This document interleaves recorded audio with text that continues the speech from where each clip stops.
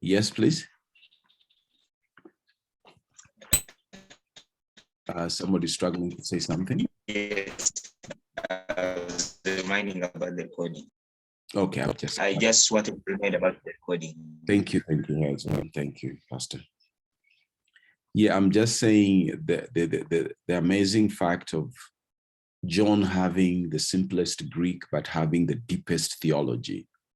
That is interesting. It seems like how much God desires that his things be well understood. So we move into John chapter 11, and we want to read the text of John 11:38. And this is the text. I guess of now, we can be able to look at these words, and even though we are not able to know what is what, but the first thing is just to be able to relate to them. So the first word is just, let's read Jesus on Palin. There is a big word here, primomenos,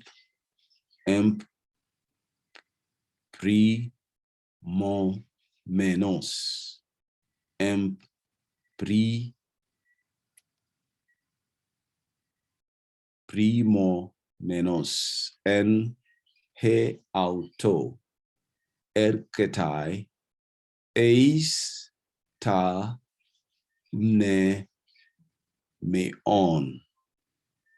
Jesu on Palin, primomenos, en he auto, erketai, eis ta men may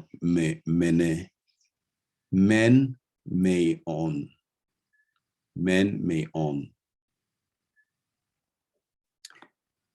I guess we can identify some of the things. Yesu is Jesus. And then we have a conjunction on then, Palin again. Now that long word, it's long as it is in the sense of the vocabulary itself, but it also long as it is with a deep theology that we're going to consider today. Primomenos, being deeply moved, en he auto, in himself, goes erketai eis ta neme eon. So the tomb, to the tomb.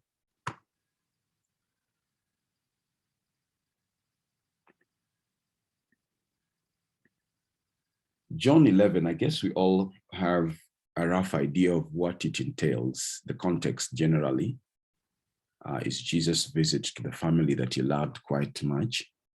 And we know that what transpires. And essentially, we are in the midst of that tragedy that had hit this family that Jesus loves. And how does Jesus feel about our suffering is the question that we raise from this particular incident, especially during the death of a loved one. I chose this text in the moment of the heat of COVID-19. I guess many of you as pastors and ministers, you have stood beside many families that have lost their loved ones, or you yourself have been a victim of that loss. And here we see that Lazarus' story recorded in John 11, we read how Jesus felt about sin and sickness and suffering and death that ravaged the family that he loved. We are able to see that it's so comforting for us essentially to appreciate that Jesus is deeply moved by the pain of these people. Yet he doesn't just feel sad about it. Sometimes as we read the text, it appears that Jesus would have just felt sad about it. But today, from that word, menos, we want to draw some insights that we can find from that word. there is something more that that word suggests to us, this Greek verb, omai. Now, this omai is the lexical form, as it is when you're dealing with the Greek words. When you have to relate to them, probably if you're writing, you don't give the conjugated or the declined word. Even though you are referring to a word that is already declined, like the one we're dealing with a verb, so we talk of the language of conjugation, meaning the changed word. When you are referring to it in your writing, it's advisable that you use the lexical word, or what we call the dictionary word. So the word emprima omai, you can see that alpha and omicron there is not a diphthong, so we are we're giving them different syllables. Emprima omai. So it occurs both in this place, that is 11, 33, and 38. And it's been translated variously in different versions. Many versions translate it, the term, as deeply moved, or something familiar to that. It tells us that Jesus was deeply moved. Now, this word in classical Greek, remember, classical Greek is a Greek that succeeds the prototype Greek of the dialects. This is the moment where we find the more, what today in modern Greek they would consider the corrected Greek. It considers this word, again, as you're doing your exegesis, I guess, you are advised to try and go back into something which we don't want to encourage ourselves, but yes, what we call the etymology, the root of the word. I know sometimes that becomes the sins of many, but there is always a problem with etymological studies because words change. So, and words don't mean anything unless they are in a context. That's why etymology becomes a trick for anyone who would rely to it. As much as it is, yes, we want to go back and understand how was the word used in the same social environment in which we are speaking of. So we are speaking of Koine Greek and we're trying to go back there. But anyway, start understanding this word in its sense in the classical Greek.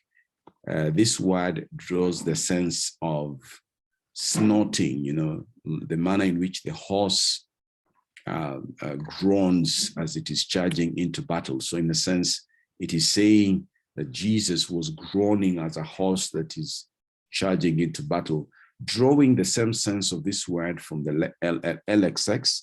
LXX is the Old Testament translation of the Greek Old Testament translation, meaning the Greek translation of Hebrew. And it's interesting. This is the reason why if somebody would ask me what motivated me to do New Testament, I would say, well, when you do New Testament, you can study the whole Bible because LXX translates the Hebrew, and you can therefore read the Old Testament in Greek and you can read New Testament in Greek. But anyway, some of my friends will tell me, well, New Testament is the appendix of the Bible. But yeah, the Greek Old Testament tells this same word has the sense of indignation. Indignation is sort of a wrath. So in Mark 1:43, the Bible tells us Jesus sternly warns a man not to report his healing in the sense of the same word. In another place where the sense of the same word is drawn, it talks of rebuke and scold of a woman for anointing Jesus with expensive, people who rebuked the disciple, rebuking the woman who anointed Jesus with expensive perfume. In Matthew 9:30, Jesus again sternly warns two blind men not to announce their healing. Rudolf, one of the German scholars, concludes that the word emprimas masetai, indicates an outburst of anger. As we have seen in those scriptures, in the scriptural context, we see the word anger, rebuke, and sternly coming out of the same word, emprimasetai, and Rudolph suggests that it would be interpreted in terms of internal emotion, upset caused by grief and pain, or sympathy. Could be illegitimate. I mean, in his outburst, in his anger, Jesus looking at this particular situation. So only a couple of translations seem to get it right. That is indignation and anger. Maybe we can read. I remember last time somebody had some translation. Anybody with this translation, you could go to Bible Hub if you are on your computer quickly and read for us just to confirm how this word reads, John 11:38. Can somebody help us read that quickly, please? Yes, please. Go ahead. I'm reading from the Holy Bible, NKJV. It says, then Jesus, again groaning in himself, came to the tomb. It was a cave, and a stone lay against it. I know at times the quick response or the quick reading that sometimes we read into the text is Jesus could have groaned because people imagine of the unbelief that they had expressed in not believing in what he could do, or Mary in that sense, or Martha, the expressions that they could not believe that even while he was there, he could still, as he looked around. But I want us to see the personal response of Jesus, the personal response of Jesus to sickness and sin. I want us to see that the groaning is a very personal experience. As much as it could be true that there was an element of the people's unbelief that could have instigated this kind of response, but I want us to see the personal response Jesus has to our sicknesses, to our troubles, and the things we go through, because at times our God, or even Jesus in this sense, has been held aloof by many. And a big question has been, where is God when we suffer? But this text seems to tell us that God is in the midst of our own problems. He is not aloof, as it appears sometimes when we're going through problems. It appears that God is aloof. We even forget the psalmist saying that he walks with me through the valley of the shadow of death, and his staff comforts me. I know sometimes when we're going through situations, that doesn't seem to ring. It's like it's all about my problem. But this particular expression draws our attention to the personal involvement of God in whatever thing you are going through. God is part and parcel of it. He's not aloof. He doesn't stand aloof. You could even go back in the book of Genesis and remember in Genesis 6 when God says, my spirit will not continue to strive with man. Yes, and again, it could be easy to be seen that the evil of man at that moment would have been all the tension, but God himself could have been just in the suffering of man. And therefore, in this text, God is drawing our attention. Jesus is going to the tomb of Lazarus. He isn't just overwhelmed with sadness and grief because of the death of a friend, but the word is telling us he is angered. Righteous anger is in him. I don't know, he's fighting in madness, if I would draw this. His anger is at sin and suffering and disease, and most of all, the death. And no wonder he's prepared to lay down his life for the sake of the people that sin has held captive. I don't know, but I would just imagine whether you have been. Yesterday, I was in a certain office, and I remember there was a mother who had a baby, small baby, and the baby was crying unceasingly. And I was seated there as a father. I couldn't help but get involved, asking the mother, are you sure that kid has fed? Are you sure that kid is not feeling hot? You know, it wasn't anything about the noise of the cry, but it was all about, as a father, I could relate to the pain of a child crying next to me. I guess this could be the situation. I can't say that this is fully what Jesus could have been deeper and intense, but I'm imagining this is what God has, that when sin and suffering beset his people, he's fully and part and parcel of it. Jesus is not only angered or saddened and grief. The word that is used here is suggesting that Jesus is angered because of the sin and suffering and disease. And most of all, he's furious at these evil powers hurting the people he loves so deeply.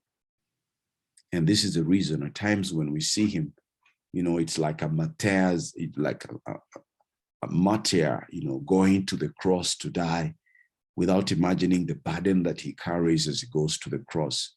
You know, I always imagine, even as I pray for people that are sick, I always investigate my heart.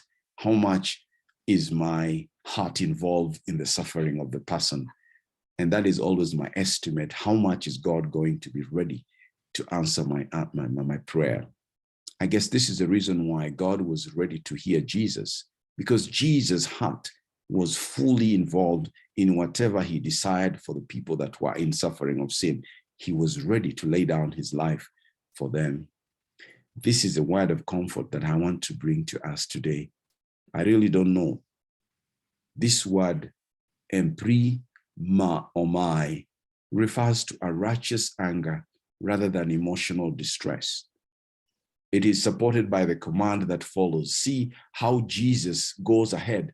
If now you read it in context of this understanding, you will understand how Jesus begins to act. Because he's grief-stricken, he gives this command. He says, take away the stone. You know, he now gets into the motion of acting. You know, this is a narrative, so there is a lot of drama. It's not like an epistle. So at times you want to see how, you know, like a movie, how it's getting around. You say, take away the stone. It's not just a command of action, but it's a command that is instigated by the experience that he has coming from that backdrop of the word empri ma omai that we've just read. Jesus says, take away the stone. And then he says, didn't I tell you that if you believe, you would see the glory of God? Reading it in that, Lazarus, come out. You know, these are all commands that are motivated by the anger that Jesus has, not because of their unbelief primarily, but because Jesus feels the oppression, distress, sin and suffering brings to his people. And men of God, we are called to at least have a degree of what we seek to offer the people. God desires that you, as a man of God, you don't only stand aloof and probably command things and desire things for your people. How much do you allow yourself to get a little bit? I know we can't be like Jesus to be fully immersed, but I know if we are not careful, our ministry is turning into more or less like the warfare of the world today. You know, there were times when people went to war physically, but today people go to war with drones. They sit in a room and control the drones to go and dismantle the enemy's camp. Sometimes I see ministry today becoming more technical like that. Pastors sitting back and men of God who are called to minister sitting back and imagining things happening, or by the mere fact of their word. God is calling us to get involved. There's no one who inspires me in this kind of ministry like Mother Teresa, who went to Calcutta and got involved with the lepers. Sometimes I challenge myself, how much little do I get involved with the people that I'm ministering to? Jesus had anger of what was going on. He says, take off the grave clothes and let him go. He invokes the power that God had given him. And therefore, Martha was right that one day God will raise his children from the dead, as Jesus is the resurrection. And Martha was right that Jesus is also the life, and life starts here and now. It's not only when we shall come to see him, but now that power of life Jesus gives to us through the Holy Spirit. We can trust Jesus right in the middle of all that you're going through. You know, hearing some of you coming out of different trades to begin to do ministry, I want to believe that it's all because of the burden that the Lord has laid upon you, rather than probably a more comfortable and a promising career. Because this is essentially what God is calling us to do. Knowing how he feels about the suffering of your suffering will strengthen you in faith, and also the people that you'll minister to. The truth is that our suffering not only grieves Jesus, this is the key thing, it also angers him deeply. You know, you can sympathize with somebody's suffering, but I think it requires more empathy to truly get into where Jesus is. Empathy meaning standing in the place of where the person is. This is what I see. Jesus is not only feeling and grieved that we suffer, but Jesus is deeply angered by what transpires and goes on. He is mad at sin, sickness and disease, death for hurting you, his precious son. So may the good Lord bless us today, encourage you as you continue in your studies. And if anything you're going through, you know, men of God sometimes are considered to be immune and insulated from the troubles of life. But I know that men of God also go through stuff. So may the Lord give you comfort through this word, that you also may be encouraged. Let me ask Gideon to pray for us this morning as we bring this to an end.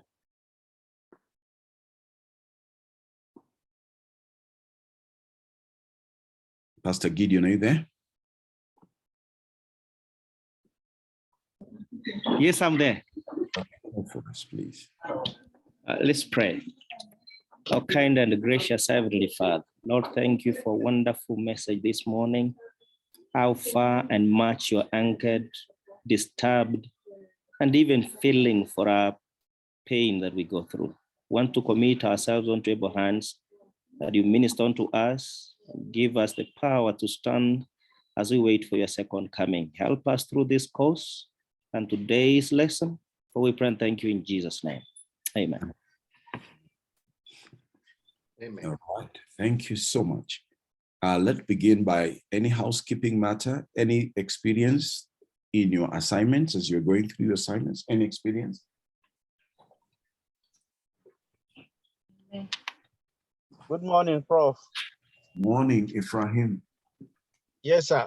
I encountered a challenge yesterday. Yes, please. The workbook. Okay. I couldn't write because number one, it is on PDF, so it is ineditable. And secondly, when I copied it, I opened a fresh Word page and I pasted it there and was trying to write. I had a problem writing the Greek letters. I didn't know where to find them. So that was the challenge I had, sir. I guess you could have just written them manually, slowly. Okay. Yeah, just write them. What I want to, that exercise, if you observe, was essentially to help you, put in those paradigms that we had already gone over. Exactly. So the writing with your hand is even much more. I know people can type, those who can type, some people may even copy paste, but if you're writing it, I think you are more well placed. for. I did a print and then wrote so that I can scan and then send. I Okay. thought, yeah. That's all right. That's all right. Yeah, Okay. Prof. Yes. Good morning. Good morning. And then Hezron, I saw his hand up. Okay. Yeah. Hezron, and then I think Isaac, Pastor Isaac, and then Pastor James. Yes, Pastor Hezron, please. Thank you, Prof.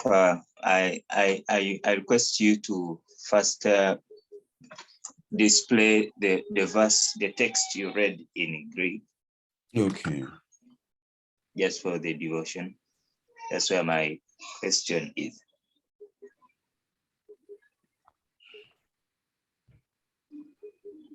Okay. Yes. Okay. Thank you very much for the devotion and the message. I was looking at the translations as given here, but I don't see where. I know that translation is not word for word, but I am picking interest in the ace.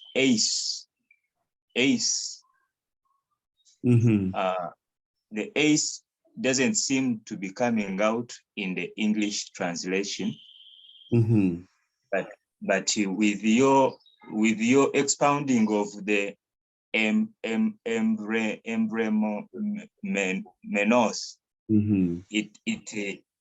it brings out the into, because ace, we had studied ace as meaning into. So the feeling of Jesus seems to be taking him into the tomb, even when it is still closed. But the plain translation here, I don't see the into. It seems like he comes, he goes to the tomb. He goes to the tomb, but the Greek has into. Maybe you can elaborate on that. Okay, ace is a preposition. And one of the things, probably if you remember, let me just check, you will realize that ace in your vocabulary has that provision. In some instances, especially here, it is the meaning of a preposition. Let me begin like this. The meaning of a preposition is determined by the noun attached to it. All right, the noun determines. That's why you see prepositions can take, some prepositions take two nouns. Remember, when I'm reading the vocabulary, I would say that this preposition with an adjective means this. This preposition with a genitive means this. But this one, I think, is a single. Ace is a single, which may mean to or into. I think if you get your vocabulary book, it's given there into with an accusative. Meon is an accusative. You can see Omicron new, or you can even see, now here you have the article, the tau and Omicron here. This tells you that this is an adjective. Well, it could be even a nominative, but you can see that the word that is attached to it is actually an accusative. That tells you it's not a nominative. So in that sense, the thing I want to say, yes, we call it the gloss, gloss, G-L-O-S-S. The gloss translation for ace would be into. But now into, when you have it in the vocabulary, it is into. But ace attached to a noun, essentially this is a one noun preposition. It can be into. If you go to the lexical, you will realize it takes the meaning of to, which means an extension. He goes to the tomb, or into, if it is about entering, which it doesn't seem to be the thing. He doesn't go into, but he goes to the location. So it's an extension.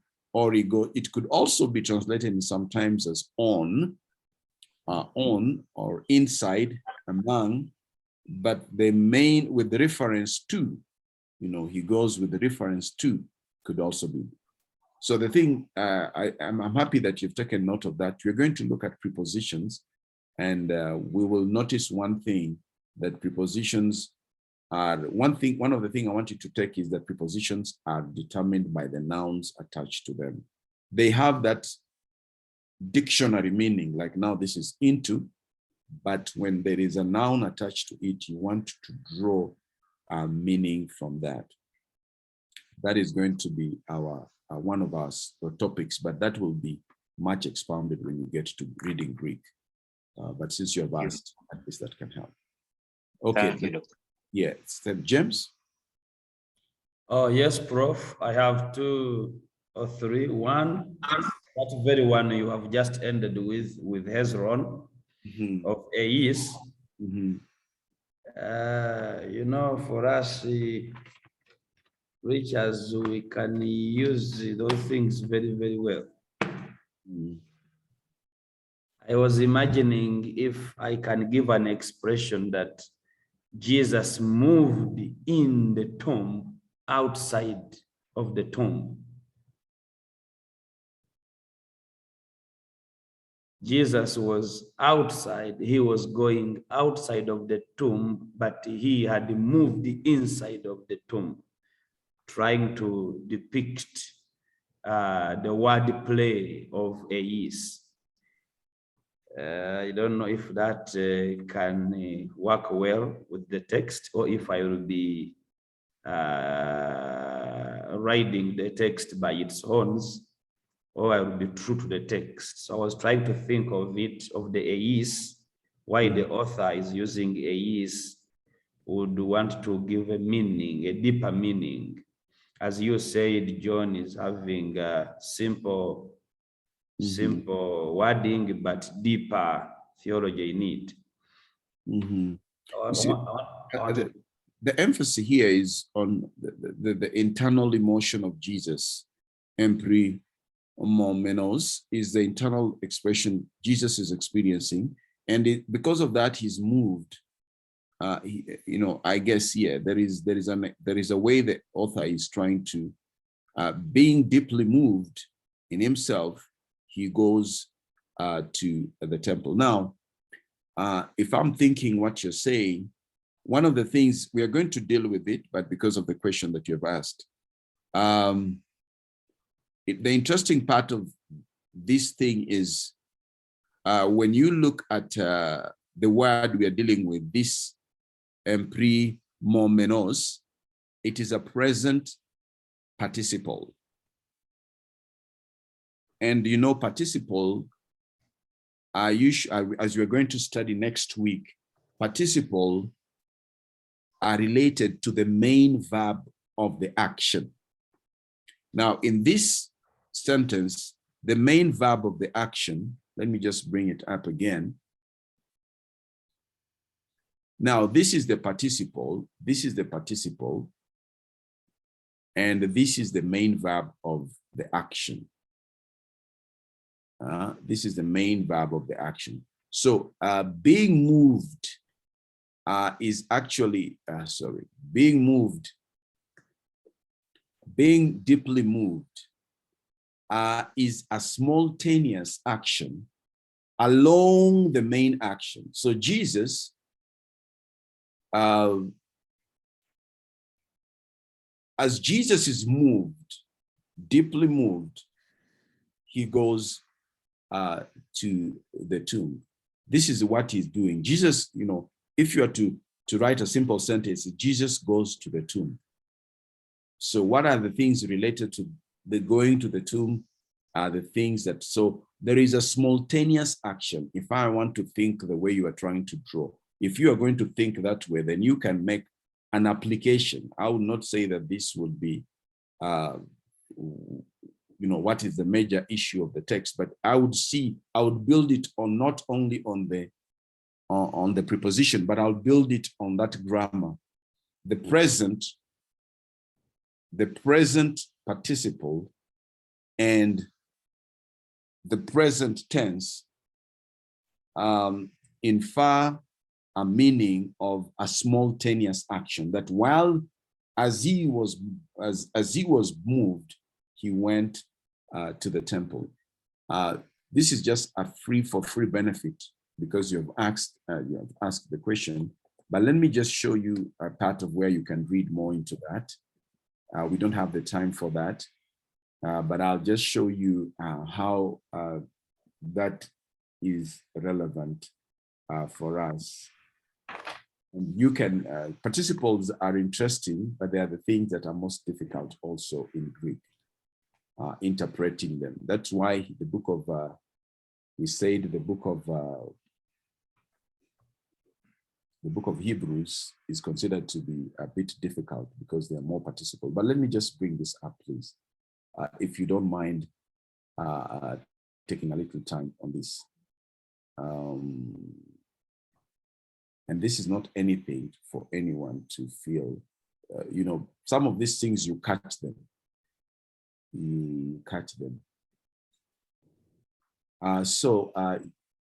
This is a topic, participles. Now this, you have gone to the next level. But I just want, because you've asked the question, if you could build on this, it would be, can you read here, the present participle? The present participle is used for contemporaneous time. This contemporaneity, however, is often quite broadly conceived, depending especially on the tense of the main verb. Yeah. So it is like the general, but there are details of it. If I would take it from the general, that would be the sense that I will draw, that there is a contemporaneous action or time, meaning the time of the main verb and the time of the present participle. That is what we are trying to do. So adjectival, these are verbal. So yeah, if you are to build it, that's what I would see, Pastor James, not on the preposition. I would build it on the participle. If I want to say he moved, he was outside the tomb, but he moved into the tomb, maybe by emotions. Yeah. Okay, now number 2 is on our assignment you gave us. On the third declaration, exercise 10. Exercise 10. Yeah, you said we do the first part. And Okay. the first part had the third declaration, write out the master paradigm of all case endings. And we had the first, second declaration part, and then the third declaration part. Then we had the parsing table below. Now, when I was doing the writing out the case endings, for example, first and second declaration, the masculine nominative, I put os, borrowing a leaf from the way we had treated these endings in our previous lecture. But when I read in the night, when I read from the book Basics of Biblical Greek Grammar, on page 343, there was master case ending chart. And if I can share it a little bit. It's okay, I can see it and people can see it. Just go ahead. Okay. I saw there was only sigma without omicron. Then on the feminine, for me here, I had an eta, and for that chart had nothing. On the neuter, I had the on omicron nu, it had only nu. If I move faster to the plural, accusative to the down part, accusative plural, I had us. Omicron, Upsilon, Sigma. The chart had the Upsilon, Sigma, Us. So I didn't want to damage my neurotransmitters. So I left it at that, waiting for your counsel this morning. Okay. When you are reading, I guess you are able to appreciate. Oh, I'll have to stop before we proceed. Your program director would wish to have a word with you. Prof, let me send you the link. Let me send you the link. Let me send you the link just now. Okay. Thank you very much. Okay. James, let's pause a bit there, and then we will continue from that. Is that okay? Okay. I want to invite your program director. He said he wanted to have a word with you guys.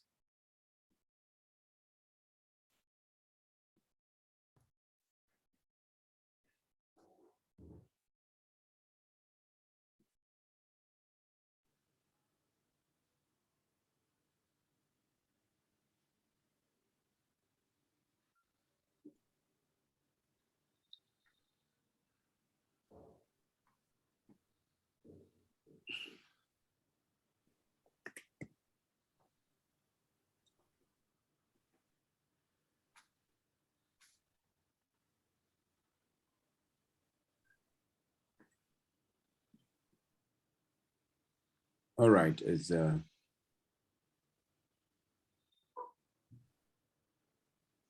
I know Pastor Isaac and Pastor Magaki. Just let me finish up and then we'll answer. Please don't lower your hands.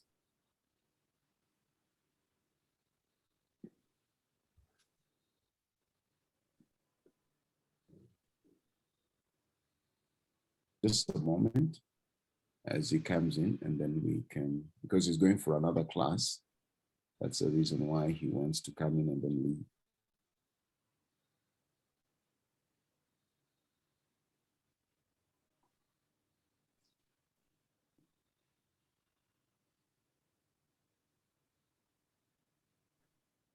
Prof, you've got the link? You've got the link? Through email or? Through email. I sent it through email. You seen it? No, did you get it? Oh, really? Have you I've just sent it. Maybe I send another one. I've sent another one. Okay. But if send it to my WhatsApp if you can. Can I give you the number, then you can put Okay, it. Just put in the number. Okay, just send it to my. Okay, let me just give you the. Oh yeah, I see it. So I have it. I got it. Okay, please, Jay, join.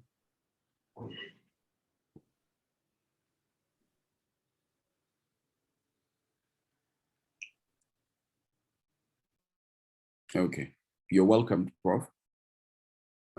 Feel free, your sound is still not there.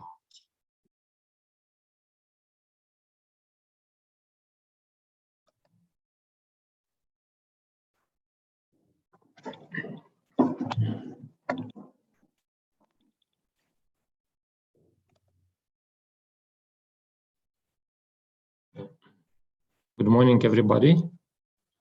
Good morning, Prof. Yes, Dr. Diamba, may I speak now? Welcome, class. I hope you're welcoming our program director to have a small chat with us. Welcome, Prof. Okay. Yeah. Good morning again to all of you. I'm happy to see you again. And I just want to talk to you again about this next year session. So yesterday I talked to the registrar, and they asked us to do in the way as it was before, it was planned before. So they asked us to do it starting on August, as it was planned, and so in the same way as you did it this year. And what do you think about it? One of the reasons why they did this, they said that maybe if some of you are self-sponsored. In this case, you will not be able to maybe to save enough money to pay to register for another session if it starts very close, like we finished in December, and you will start in February again. Yeah, Prof, may I make a comment? Yes, please. Thank you. Thank you very much for the initiative. I think most of us would prefer the earlier communication where you said it will be spread throughout the period. I don't know what the problem that the registrar's office will have, unless they are saying that they may not have the teachers to teach. But if it comes to the payment, then the school also have to understand that this time it is spread over a period. So they could even make it in such a way that you can even pay on course basis. So every month or something, you can pay something. So it shouldn't be that you have to pay everything upfront before you begin everything. For me, that is what the school has to understand.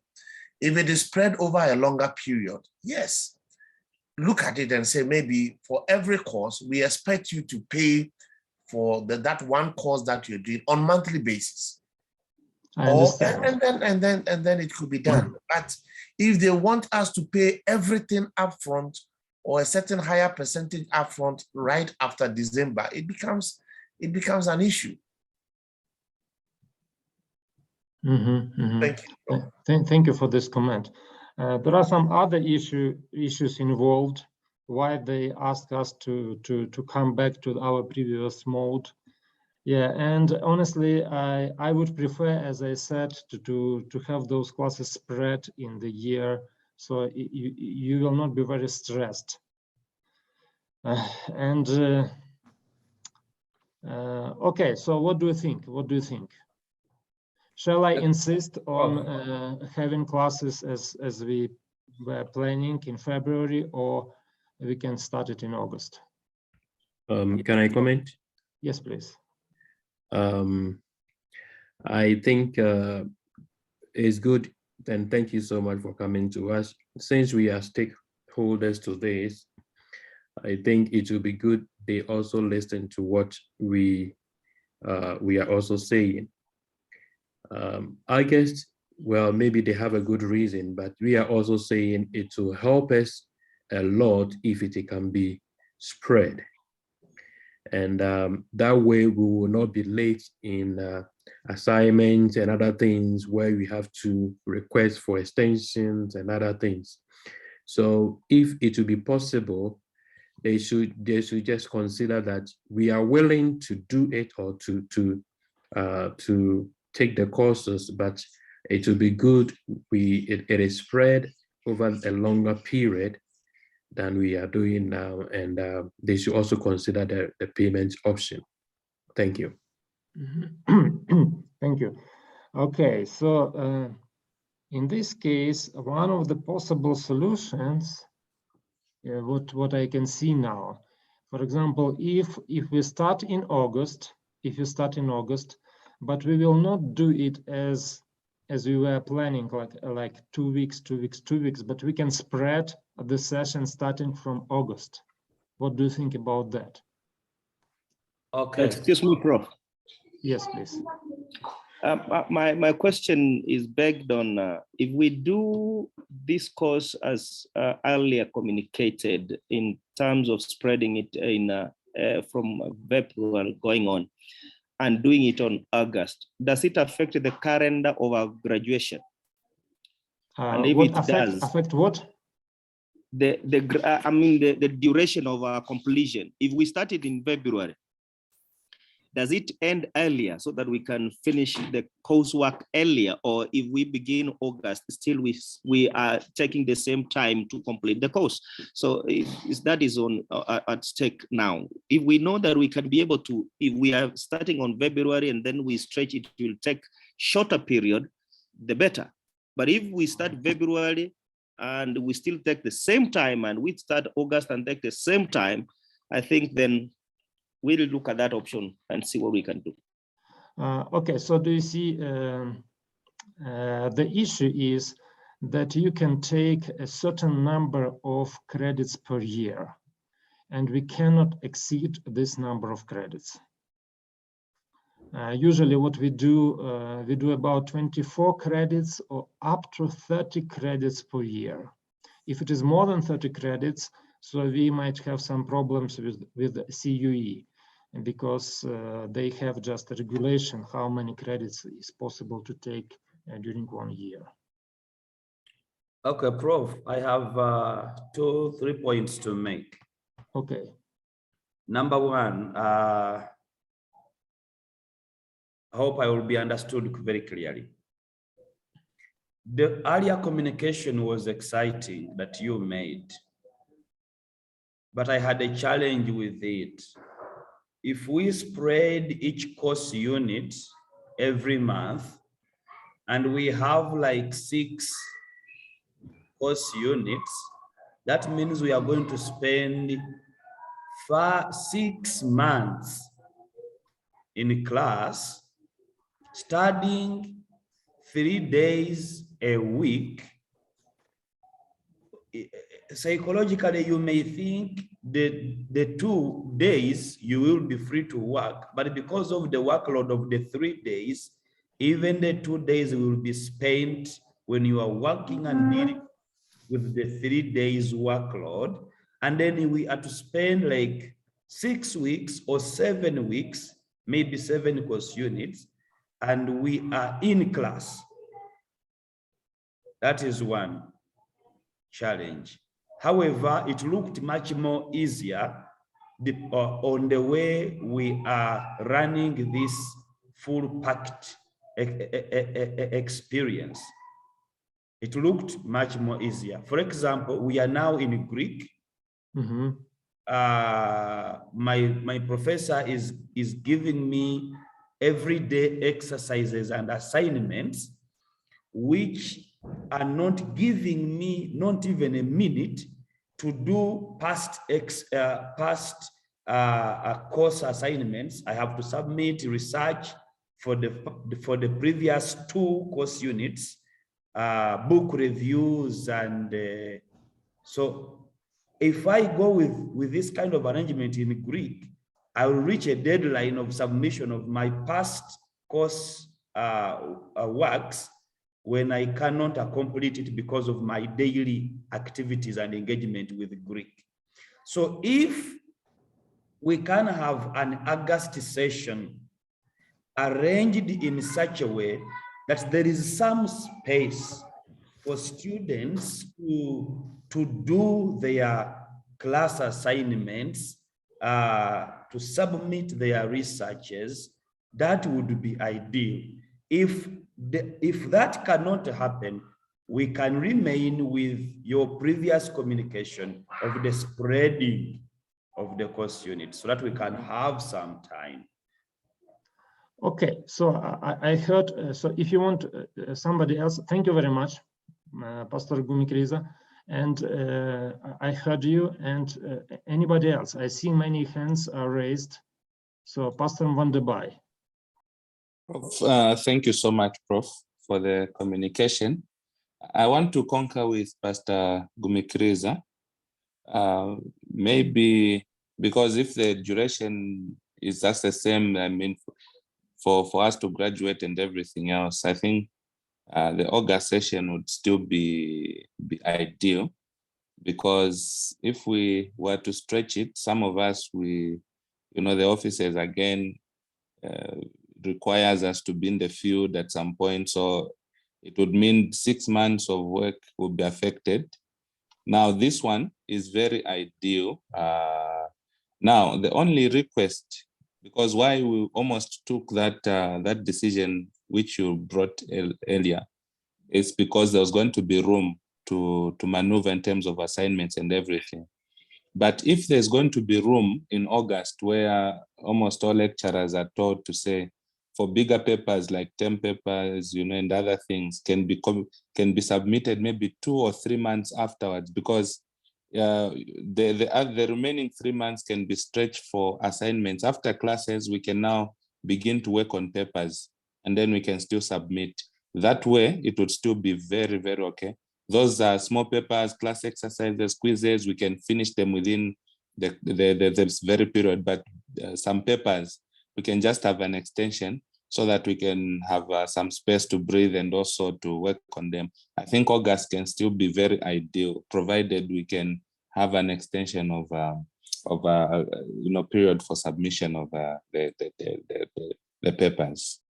Okay, thank you. Thank you very much. Yeah, Pastor Hezron. Thank you very much, Prof, for following up on this matter and engaging us. I want to first bring to you the views of some of our friends who are not taking this course because some students are not offering Greek, but they have given feedback about that communication to me, only that I don't yet reached you. One of them was saying they had received permission to study this course from their conferences for the season, August onward. And now when it starts Feb, they were not sure if the conference would allow them. Basing on that, I would like us, I would like to suggest that we take a hybrid of the two, the August and Feb. Earlier, you had communicated that our next year will begin in June. Earlier, you had talked to us and you had mentioned June. I wish we can take on June, and instead of using a full month for one course, we use 3 weeks for one course. If we use 3 weeks, we can have 2 intensive and 1 is used as a breather to finish up the assignments of that particular course. Then actually, I was planning so we can have even like 2 weeks of coursework, like intensive, and 2 weeks to do the assignments, or 1 week to do the assignments. Okay, it's a good suggestion. If we can use just 1 week for the assignment, that means we can have the 24. The 24 can be finished by the end of November. If we start in June, we can end in November. If we use 3 weeks per course. That's my sense. Okay, thank you very much. Thank you very much, Pastor Hezron. Okay, thank you. I don't want to take more time of your class.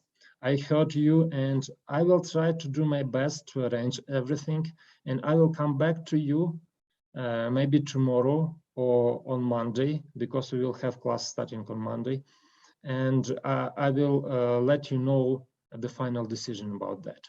Okay. Thank you very much. Thank you very much, Pastor Dr. Diambo, and you can take over. Greetings to your daughter. Oh, thank you very much. You're welcome, Prof. Thank you so much. I will just pick it up where we were left with Pastor James. Now, Pastor James, thank you so much, and that for me I appreciate, because it shows that you're studying. Now, one thing I want us to observe, and I think you have read it in where you are reading that part, is that the morphology, what we are dealing with, has a history. The Greek morphology has a history, and we'll see that in the verb. So our discussion on the paradigm that we have done is what I would consider a simplified form, meaning we have not gone into the historical looking at the stem. Certainly, remember we said that masculine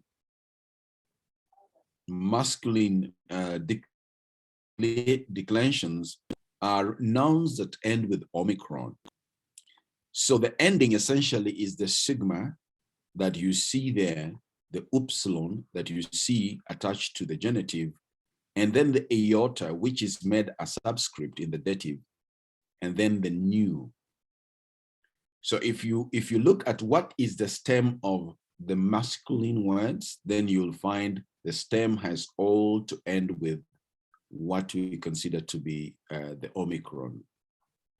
So it is true that the actual stems of this word is not like, let's say the word logos, it's not log, that is lambda, omicron, and gamma. The actual stem is, we're looking for the simple word logos. The actual stem is lambda, omicron, gamma, and omicron. And then we add the true endings, as you've said. We add the sigma, we add the upsilon, we add the iota, but now we make it a subscript, and then we add the nun. However, if you read like 5 grammars today, you will find them giving you the simplified endings. And it's all because depending on the circumstances of teaching, like now we are trying to see what is it required of you to memorize the ending. So we give it to you, os, u, o, and on, because that is the end product. So you will find that most grammars, and apart from William Mouse, and that is what he's reputed for, his grammar. You know, every grammar has a reason why it is existing. And the reason why Mouse has remained to be reputable is because of its historical, morphological investigations. And he is renowned among all the grammarians for giving us that. So if you wrote os, u, o, on, and I see that, that is what I taught, that will I give you. If I see sigma, u, iota, nu, then I know you read your textbook. For me, I know where that comes from. I will still appreciate it.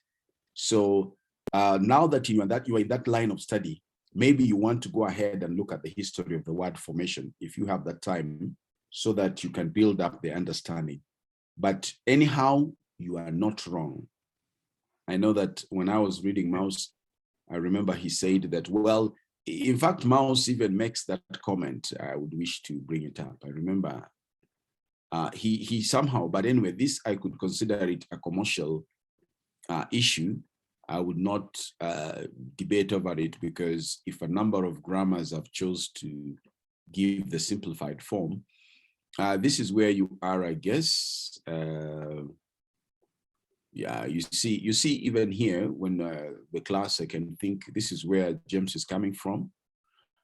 The endings that you can see this iota is what is made a subscript. This is the history. So you can see a quotation here where he says, if you have studied Greek before, you will notice few differences just about every grammar. You see, he acknowledges every grammar teaches that the final stem vowel is part of the case ending os and not sigma.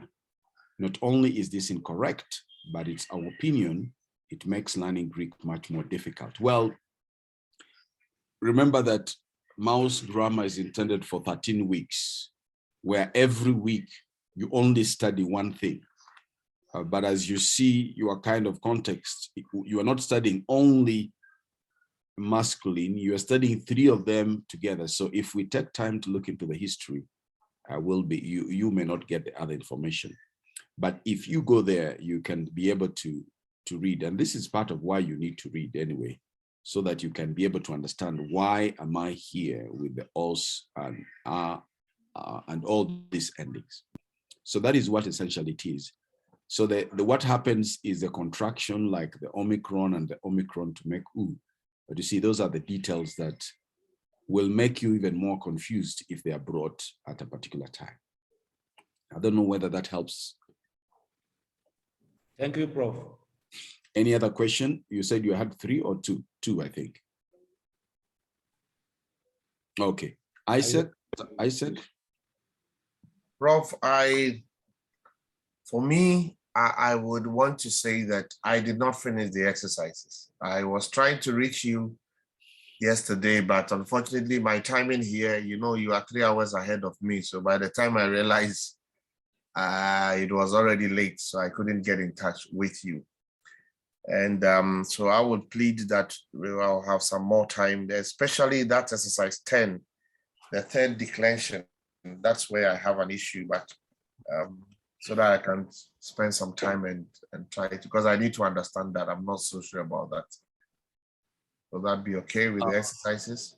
Well, I don't know Yeah. how I'll help Pastor Isaac, because today I'll be giving you another exercise. Yeah, So no problem. I'll finish this one and then I can submit it before I do the next one. Will that be okay? Well, let's discuss that off. Okay. All right. Thank you. Who was the other question? Was it Ephraim? Okay, I assume that we are together. And let me move in. I want to do two things today. Sorry, Professor, before we move. Yes, on. Yes. I have one concern. Yes, one concern because I joined the class late. So there is something that it is not clear to me. For example, I tried to open the quiz number 1, and it was already closed. And also the way to find out the exercise, like assignment that we need to do. When I'm trying to open, I didn't see clearly what to do about the assignments, but there are one that I did, but others are not a variable there. So you can clear me on that issue. And also, when I was doing the exercise that you gave us yesterday, I shared the same problem with my colleagues on the third declension, where it seems that nothing is moved on. So those are my concerns, Prof. Okay. Now,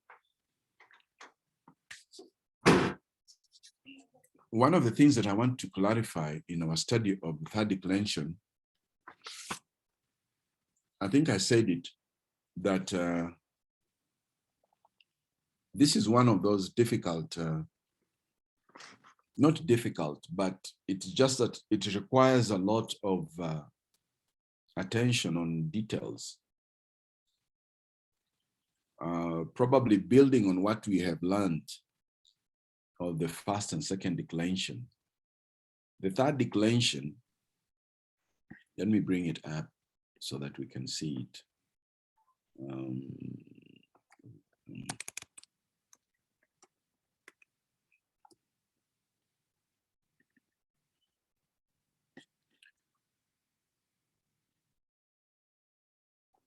Again, maybe the summary sometimes can be very confusing. Let me just bring in the full, that place I agree with Mouse, what he says. Sometimes why third declension could be confusing is because if you're given just what is the end product, you may struggle of why is this happening?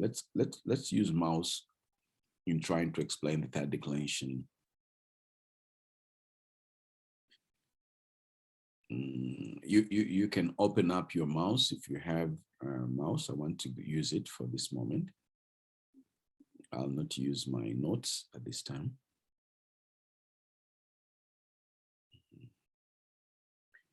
And actually, when you look at most of the grammars, you'll see that the third declension is left to the end because of those many adjustments that people have to make. Third declension.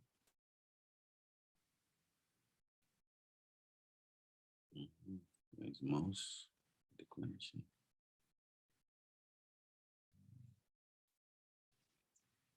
Please just indulge me. I'm getting it there. Okay. That declension, if you have, this is second edition, I guess.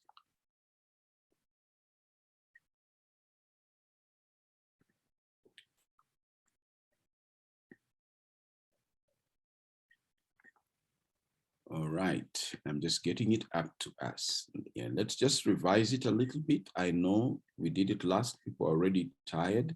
So let's just go. This is third declension. And I want us to appreciate the things we already done.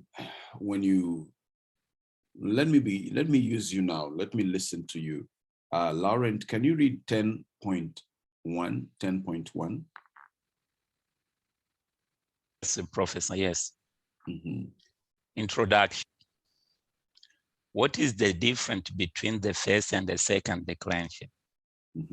Right. First declension words have stems ending in alpha or beta. Second declension nouns have stems ending in omicron. And what declension a noun falls into has not effect on its meaning, regardless of whether apostolos is first or second declension, it still means apostle. Is there anyone in the class that have a problem or desire to know anything more about that? Is there any mystery in that so far that one would wish to find clarification in that the statement made there?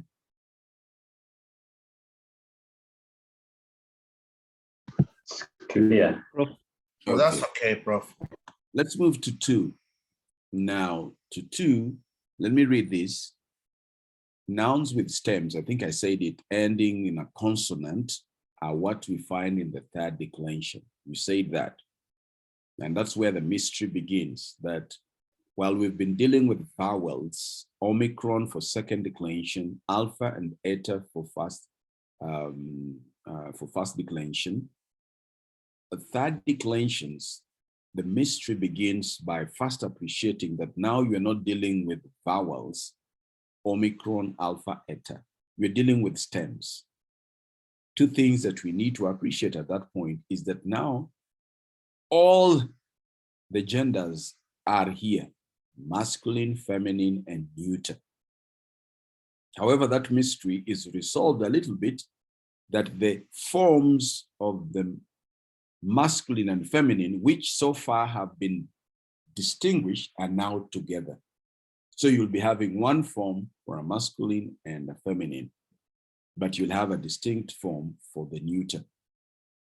But one feature that is significant here is that given that you're dealing with consonants, and it is assumed so far you have known that there are certain consonants which are, can change. Remember, we talked about them, the liquid, the mute, the stops. That means that when they meet a sigma, they change. That is the reason why we talk like sarak, the word for sarkos, which is the word for flesh. This kappa here is what we have learned to be called the palatals. You remember, when I was talking about these, I told you the ones pronounced with the lips, the teeth, and the upper part. I told you, please keep this in mind. It's going to come up. We are going to have it here. It's going to come up in the verbs also. Because in the verbs, especially when we'll be dealing with the future tense and the past tense called the aorist, the 2 tenses have a sigma. And when the sigma is attached to a word stem, which has this particular kind of words called the stops or the mute, it transforms them. So that is one of the things that begins to make a mystery about this. But let's read on as we have that in mind now. Let's continue with the reading. Let me have Isaac read 10.3. Pastor Isaac. All right, Prof. 10.3. The final consonant and the case ending. When you look first at the paradigm of a third declension noun, you may think that it is totally different from a first or second declension paradigm. It is not, because the stem of a third declension noun ends in a consonant. That consonant sometimes reacts to the first letter of the case ending especially if the case ending begins with a sigma. May I continue? Yes, please. For example, the stem of the second declension noun. Now, this word is another word. But in logos, okay, is now, is it logo? Yes. Okay, logos is now logo. The Omicron joins with a nominative masculine case ending sigma to form logos with a sigma at the end. That's the logo plus the sigma, and then you have the logos, no problem. But the stem of the third declension words, in this case, now I have to look for this word. Sarx. Is sac. Okay. The kappa is united with the same nominative singular case ending. And the combination of the kappa and the sigma forms from the sarx. The sarx, okay, from the sarx. So plus the K plus the sigma will, okay, that'll become this. While the ending of the ending of sarx may look totally different from that of logos. It really isn't. Yeah. So thank you so much. Is there any question there? Now, that which you now observe is what we have. Okay, yeah, no, we don't have it there. But it's somewhere in the book where you'll find there's a whole set of rules in regards to these changes that you have read, how the kappa becomes sarx. Somebody may be asking, how do I know? There is a rule that tells you, but essentially the rules are only for three. That is the sigma meeting with the labials, that is P, P, C, those words that you pronounce with the lips, there is a transformation for them.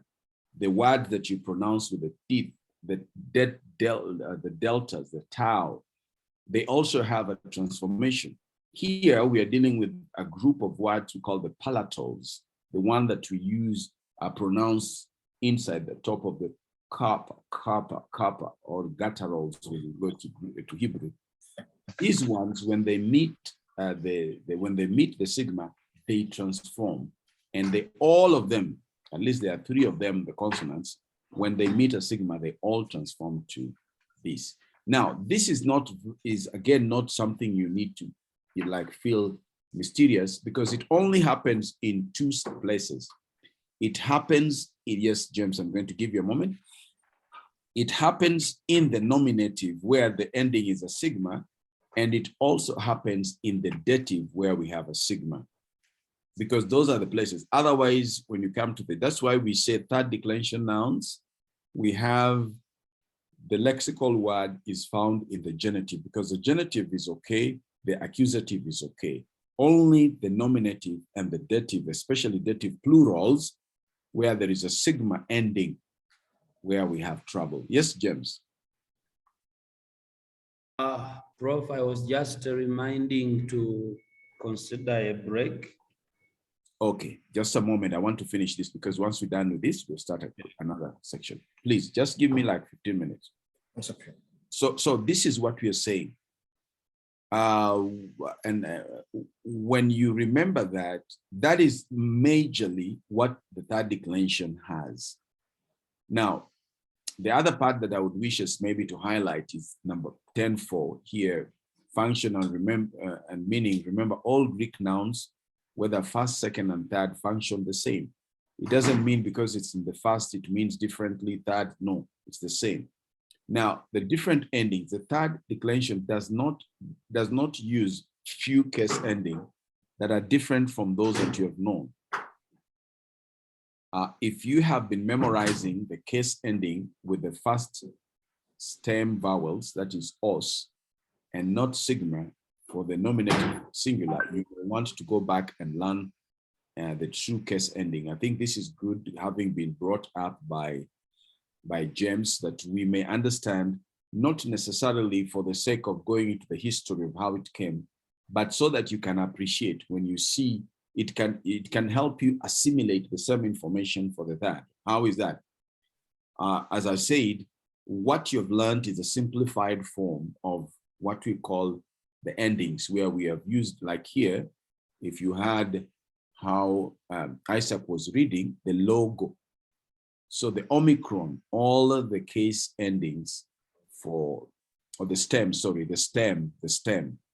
for the words in the second declension have an Omicron at the end. Now, when the ending is a sigma. So the same thing is true also with, now I guess at this time your mind might be already beginning to stretch, but the same thing is the same with the third declension. The third declension for the nominative also has a sigma. You can see here the sigma. So this is the sigma that when it comes to the kappa, it turns into sarax. And the other ending is Omicron sigma. And the iota is the same as what you have even in the nominatives and even the first declension, second declension. So this becomes the endings that you want to attach to the stem of the words. And as they attach to the word, so this is what is supposed to be learned. But in most grammars, you'll find them simplified, especially for this one, you'll find them simplified, and you're given the final forms here.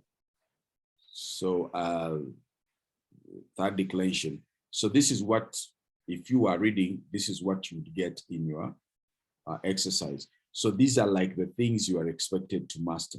But again, you have to be a keen student to relate these to what you're going to get in your grammar books, which is already like in the first and second declension.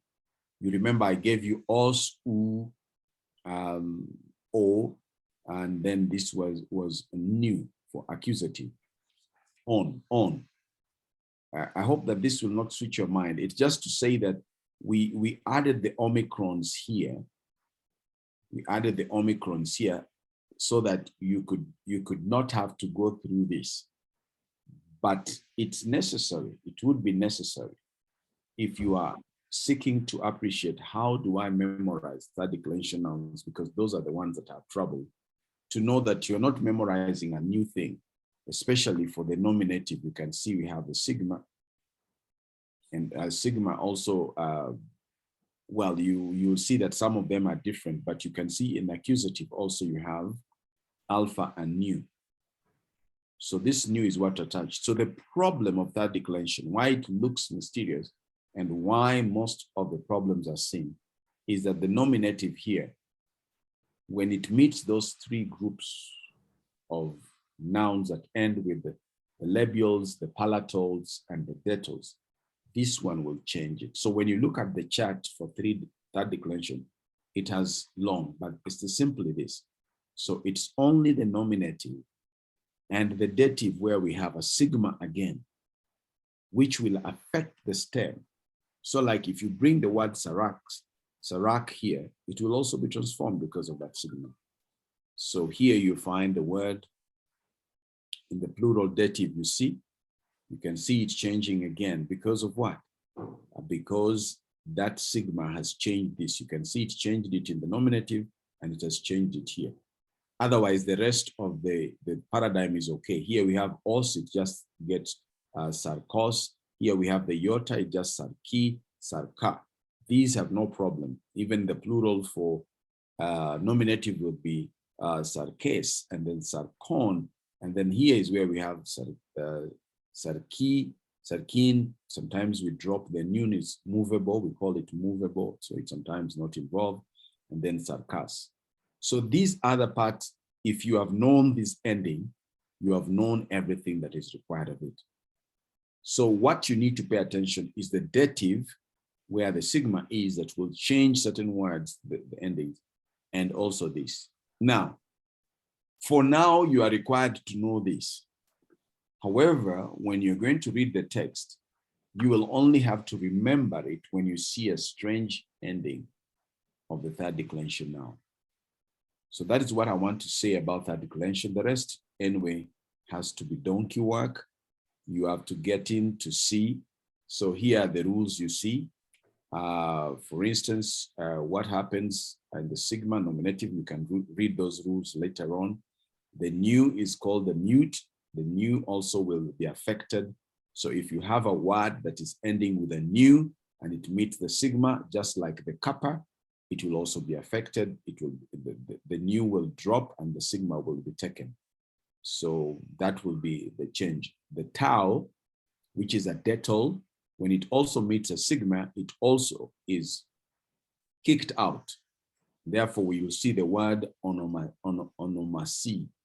The tau is kicked out because sigma and tau. So these are what you need to appreciate for the third declension. Otherwise, it's the same declension as you've handled the others.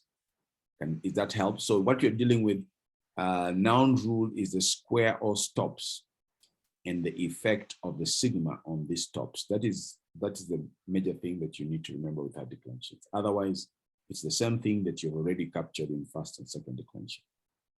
Is there any question as we have a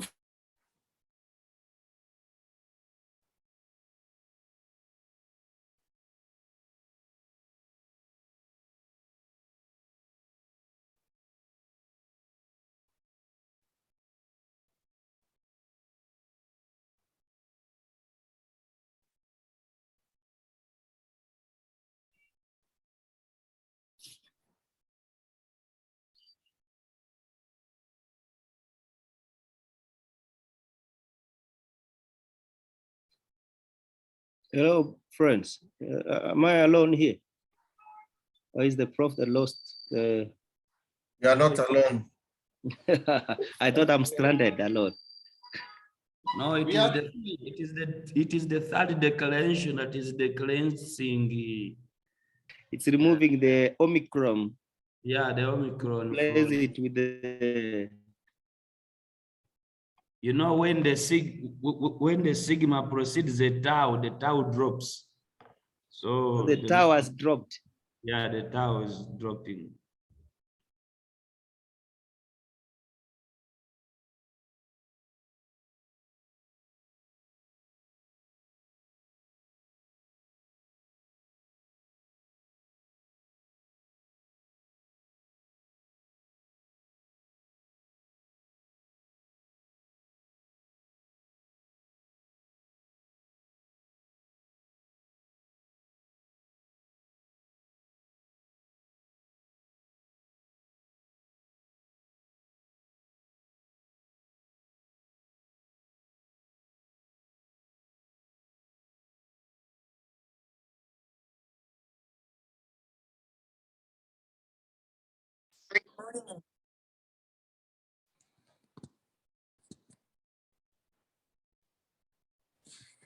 Isaac, are you hosting? I'm just here. I've seen I've been put there as host, but give us a break then. Well, you take a break, but be closer to your computer so that when you hear a sound, you come. I hope everybody is okay. I'm just I'm finding it hard with this passing issue, the one on the assignment. So it's a forest. We need to have time like you. I'm the same boat with you. I'm not. Maybe for those of you who are clear on it, if it is okay, we can chat on the WhatsApp after the class, or we can call you. Those who are okay with it, James, I'll call you, and then let's try to call ourselves and try to get the understanding so we can do that one. James has gone to empty himself. James has been drinking chai throughout the class. Yeah. Oh, Pastor James, whom Kiriza? He has been drinking chai throughout the class.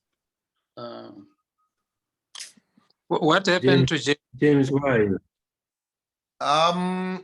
He's okay. Yesterday he said he lost some things, but apart from that, he should be okay. Yeah, I mean, what exactly happened? Was he robbed or he just misplaced them? They were stolen? Not very sure, but it appears he was robbed. Oh, Pastor James, are you here with us? You can let us know. He has gone to the farm, I think. Hezron, did you get the information what happened to James with regard to his gadgets? Were they stolen? Were they robbed or missing or what? Yeah, he was like, you know, these people who do the snatching. Oh, okay. So he was in the car coming from preaching in the evening, and somehow through the window, somebody snatched the phone. And it was the one that he was using to do the connection with the church. Maybe he's in a meeting with James. Oh, Do you have any idea? Sorry. Yeah, but he can give more details when he comes, but at least that is what he told me. Okay. As he was coming from church, you know, he was almost getting home. He was actually slowing down to prepare to enter the gate. So somebody was around there. I guess then that his windows have been to be opened. Normally, yeah, your car glasses, the windows, if the windows are open, it's good that if you have any gadgets in the car, you put them on the floor, but you don't put them on the seat. That is very right, because they even tried the computer, so it means they were on the seat. Yeah, our treasurer here lost his as well, his laptop and all his phones as well. He was driving in traffic, and one of the windows was actually down, so the guys just put their hand there and pick everything.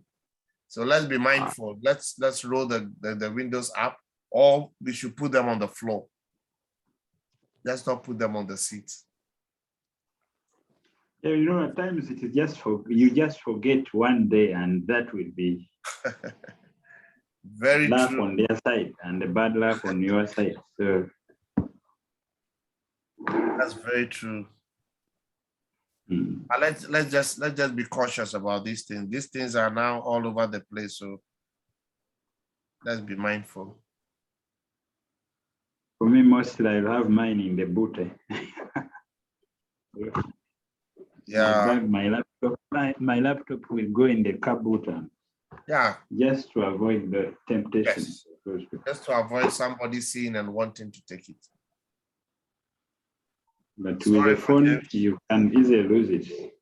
Oh yeah. Let's just be mindful as we drive around. If you have the air-conditioned car, then make sure your glasses are always rolled up. That's one. Don't joke with it. And especially in traffic, people will just pick your things and they are off. Well, as we wait for the prof, I think we have some information. That Professor Mwanza's assignment, is it not due today? Anybody? Which one? The one of the reflective papers, is it not due today? And the video, Reva. The video is due today. No. Is that right? Let us know, is the video due today plus the paper itself, or is it just the reflection papers? Hezron, can you help us? We just want to be sure. Let me check. Because this Greek is actually affecting the neurons in the head. Has destabilized the one of us. A lot of things we are. Pastor Isaac, what did you say? Due to wait today? You killing me. I'm not the one. I'm only asking. Hey, don't even ask. He's just thinking loud. Aha, very good. I'm just thinking Thank loud. you. Thank you. Okay. I think then Pastor Kirabo should be Shirabo. Hezron, you should be Yeah, updating help us. You should be updating us sadly. The assignment for Professor Mwanza, when is it due? The assignment for Dr. Mwanza, yes, he said we should be ready with it by Friday.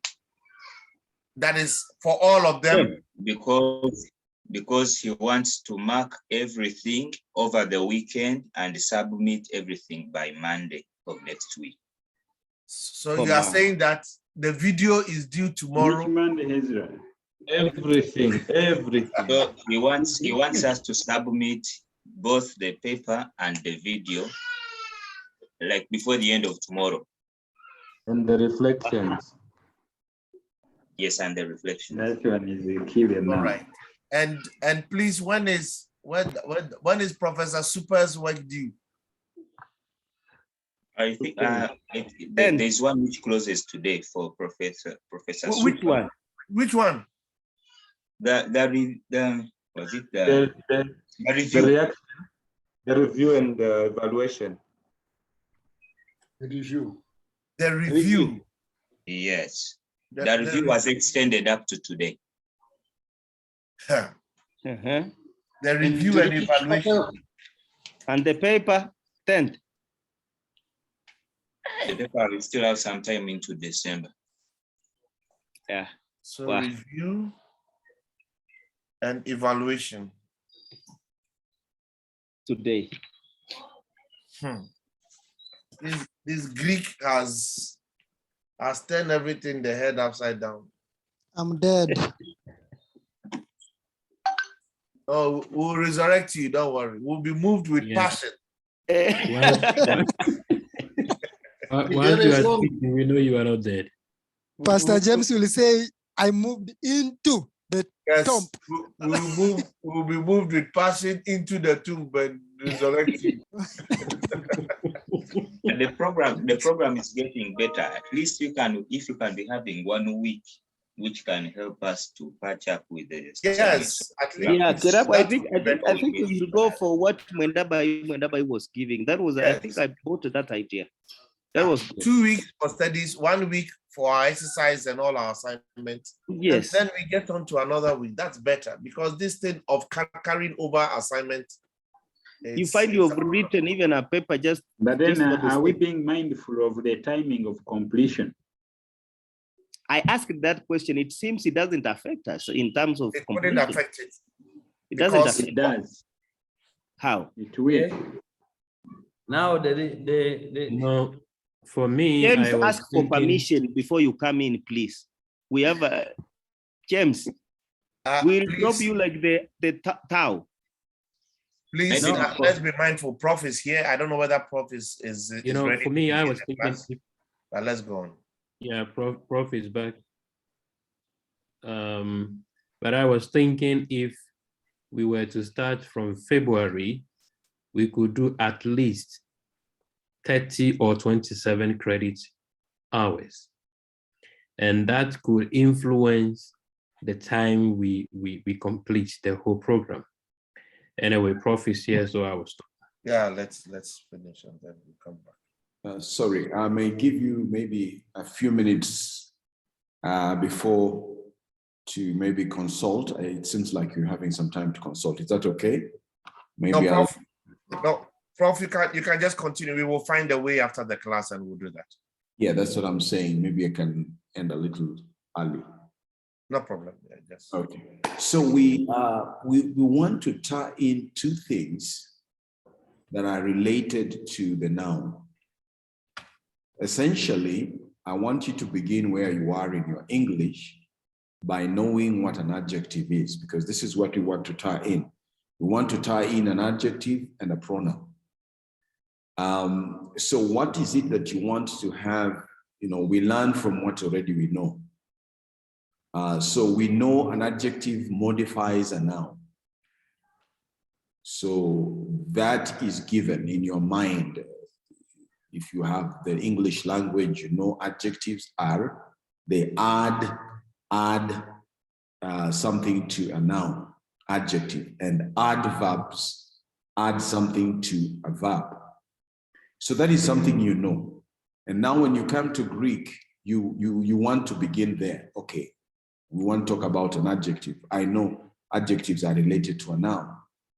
Now, the other thing maybe now that you're adding on what you know is to now know if an adjective agrees with a noun in the sense of adding something to a noun, then it should agree in every way, meaning there should be some uniformity of an adjective and a noun.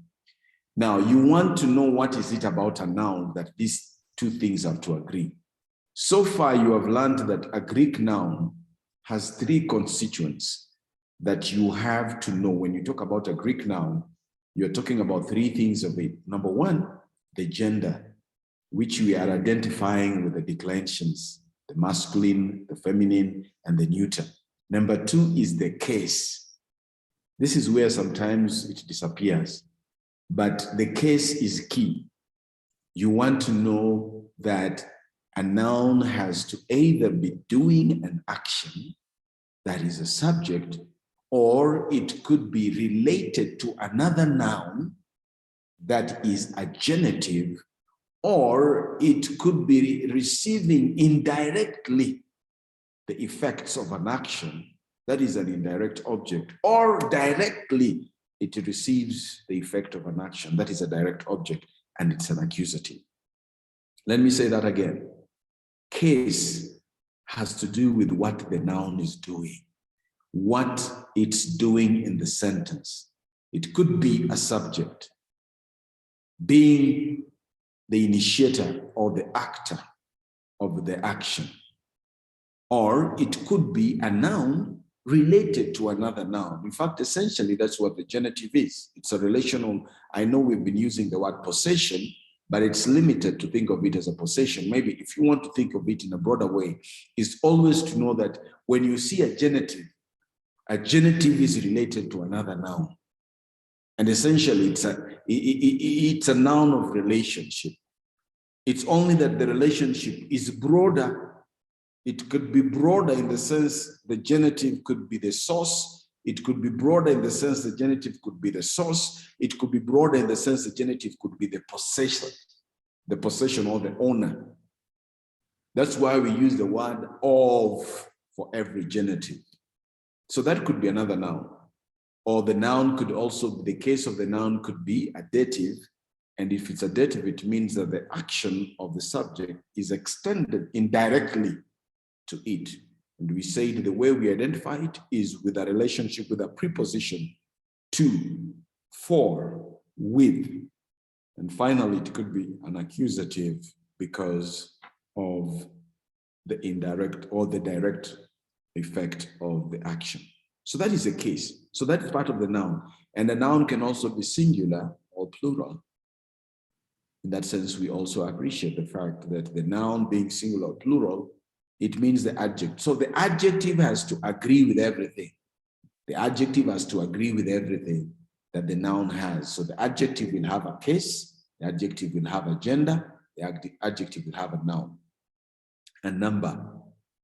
So essentially then, we are only going to go through a few things that identify the adjective, especially on what the adjective would do and how you know, how you describe what the work of an adjective.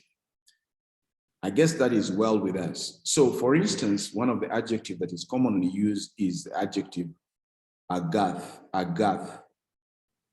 Now, remember now this, I'm going to be repeating this so that we take note of it, and I'll be using James as a reference because he's the one who raised the question so that we can always get to remember. Here we write case ending. Now this material is taken from Larry Richards, a small book, very, very, very handy. Larry Richards, 30 days, reading Greek in 30 days. It's what we use mostly in a class, which is a crash like this one. So he also gives the case ending like this, but I guess you have now appreciated when you see case ending, in your mind, you should be understanding something. But anyway, this is a case ending for masculine. So you see here we have ha, I guess you remember the article, or ho, the article, and agathos. So you can see, and the word logos. So here, agathos is an adjective, and here logos is the noun. You can see the agreement they have. So a translation of this will be the good word. You can see that agathos is an adjective adding something on the word. It's giving you some extra meaning of the word, meaning the word is good. And that is the work of an adjective. So the thing that I want you to see, the case agathos is nominative. You can see the omicron sigma at the end. Logos is nominative. You can see omicron and sigma. Number two, both of them are singular. You can see logos here is a singular nominative, and agathos with the ending will tell you that is also singular. And even then, the article here, ho, is also singular. It also will tell you. So an adjective has two uses, let's say 3 uses in Greek. That is now another step you're adding. We have already established something regarding the form, the morphology of an adjective. Now we are moving to the uses of an adjective. An adjective has 3 uses. Number 1, an adjective can be a predicate. Number 2, it can be attributive. Number 3, it's a substantive.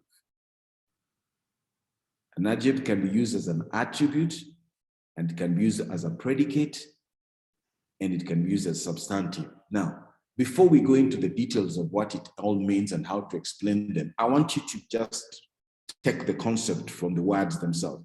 Attributive. It means that the adjective is attributing something to a noun. That is the sense of it.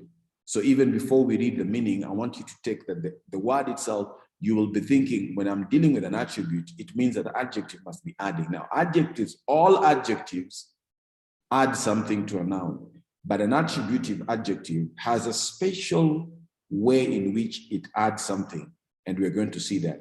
Predicate is something that to the noun, the predicate sort of, I would say, gives you, stands in equal, let me say, equal position. It predicates, like, it completes a noun. Let me put it like that, because it's like the opposite of the noun. Remember, these are just ways I'm trying to give you some concepts to capture these words, because they can remain mysterious. And substantive, it means the adjective stands alone. It stands alone. It's substantive. It stands alone and makes meaning by itself. It doesn't depend on a noun to get meaning. It gives meaning. It's substantive. It stands alone.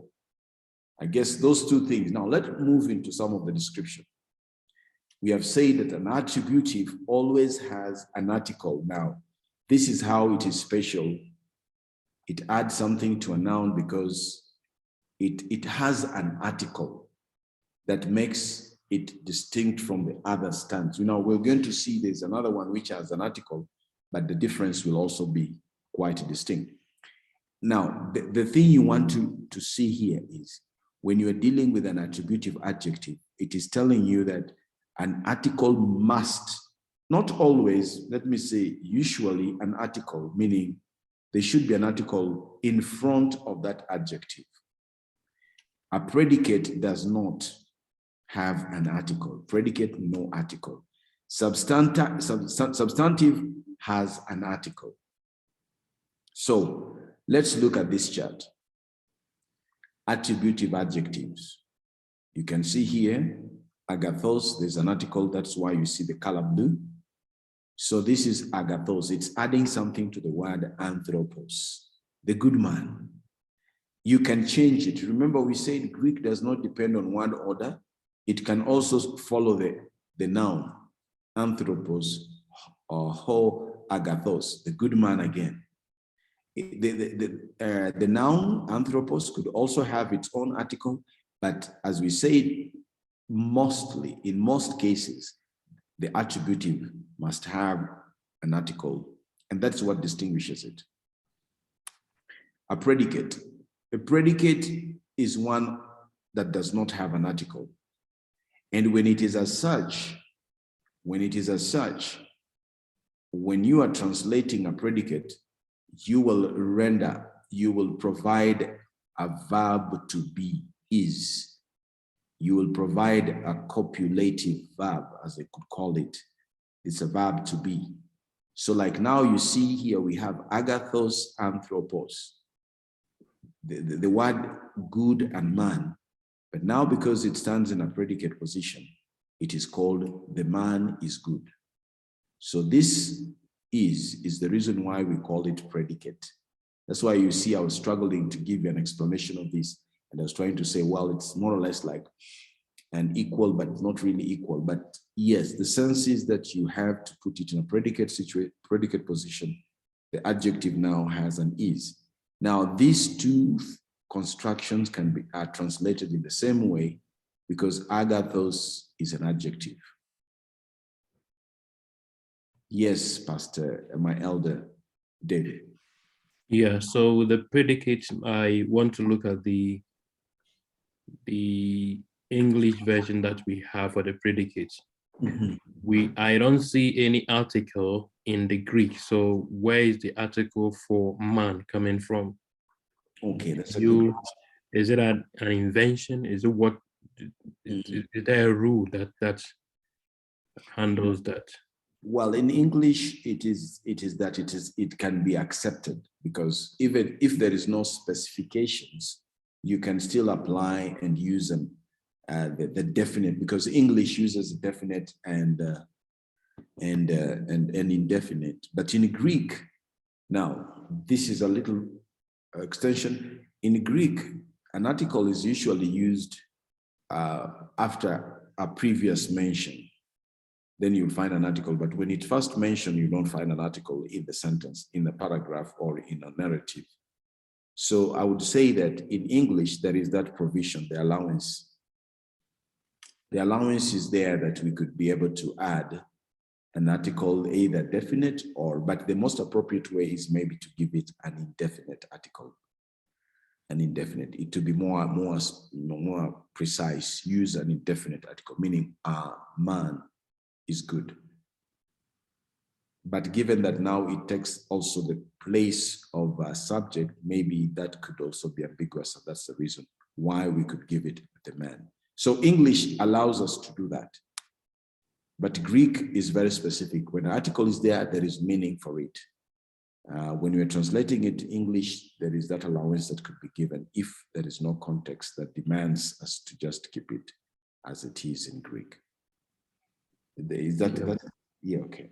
So the verb is given there for you. So adjectives in that way are called predicate. Now, I guess there is not much in here that demands that I will share a little bit of more of that information from another slide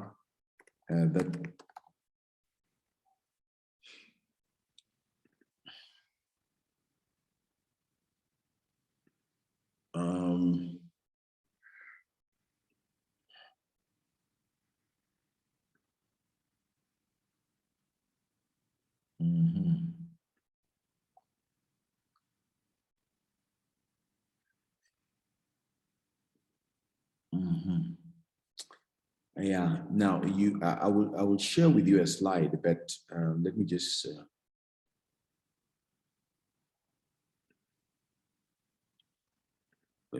get another slide. Articles. That's where I had it. Let's click reading.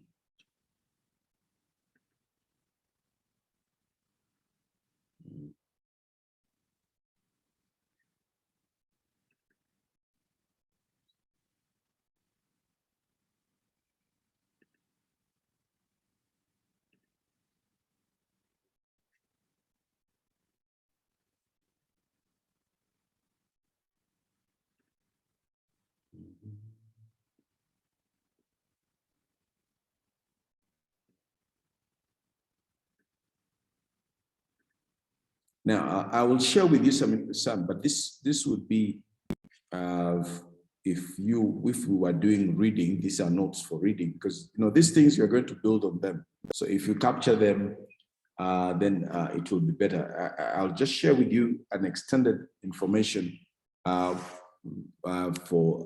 that matter. So what we are saying here is there are 4 uses of adjectives. I said 3, but we'll add 1 more. As I've said, this is now for Greek reading for interested persons. So the man is good, we say that is a predicate. The good man, we say that is a what? Attribute. You can find that at times the adjective is by itself, where the man, you're not given the name man, like we have dealt with it and so that it's like agathos anthropos. Sometimes in Greek, you may just find agathos.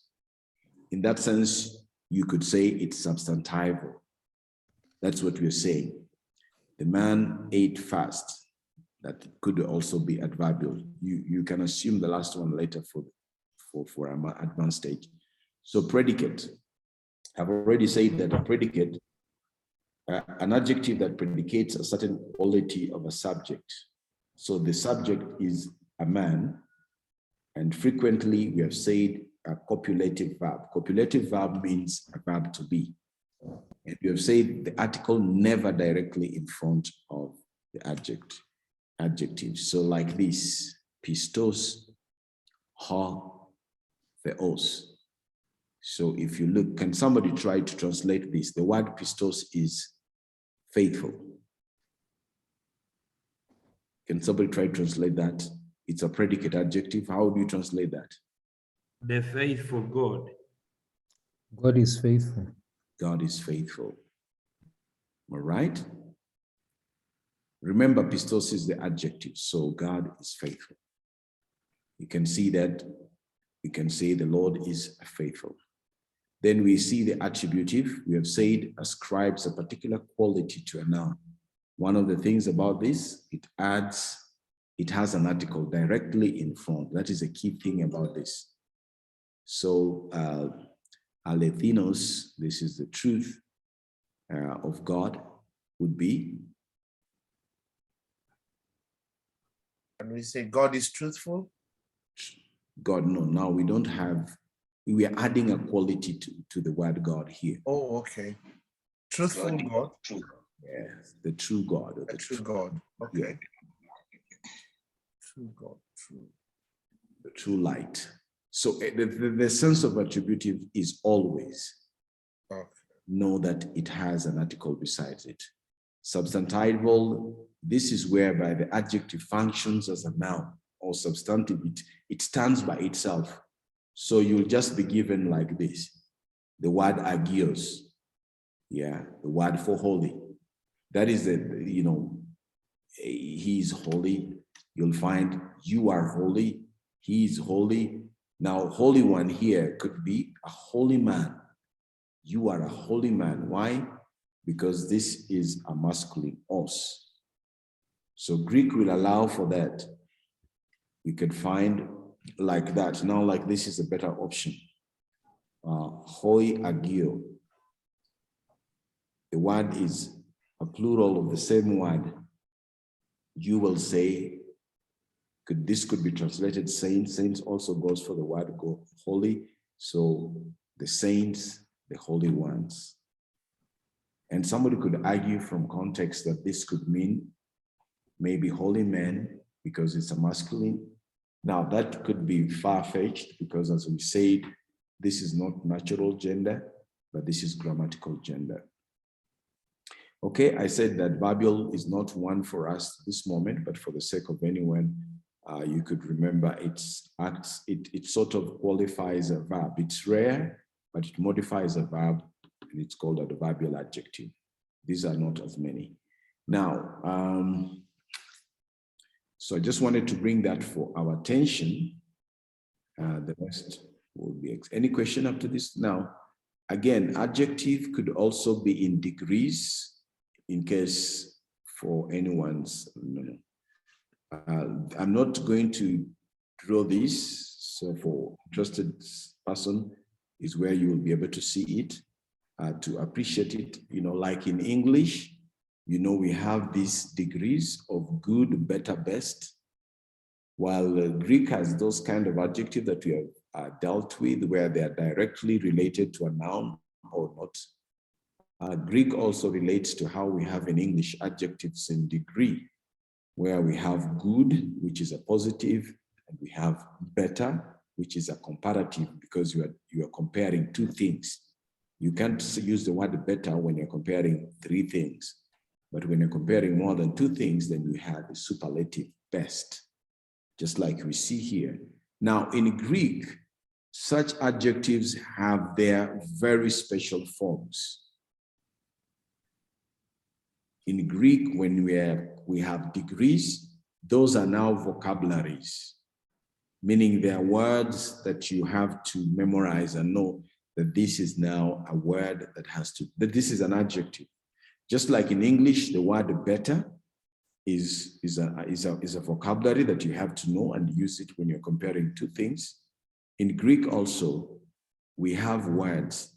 Now, like the word sophos here is wise, and then sophoteros.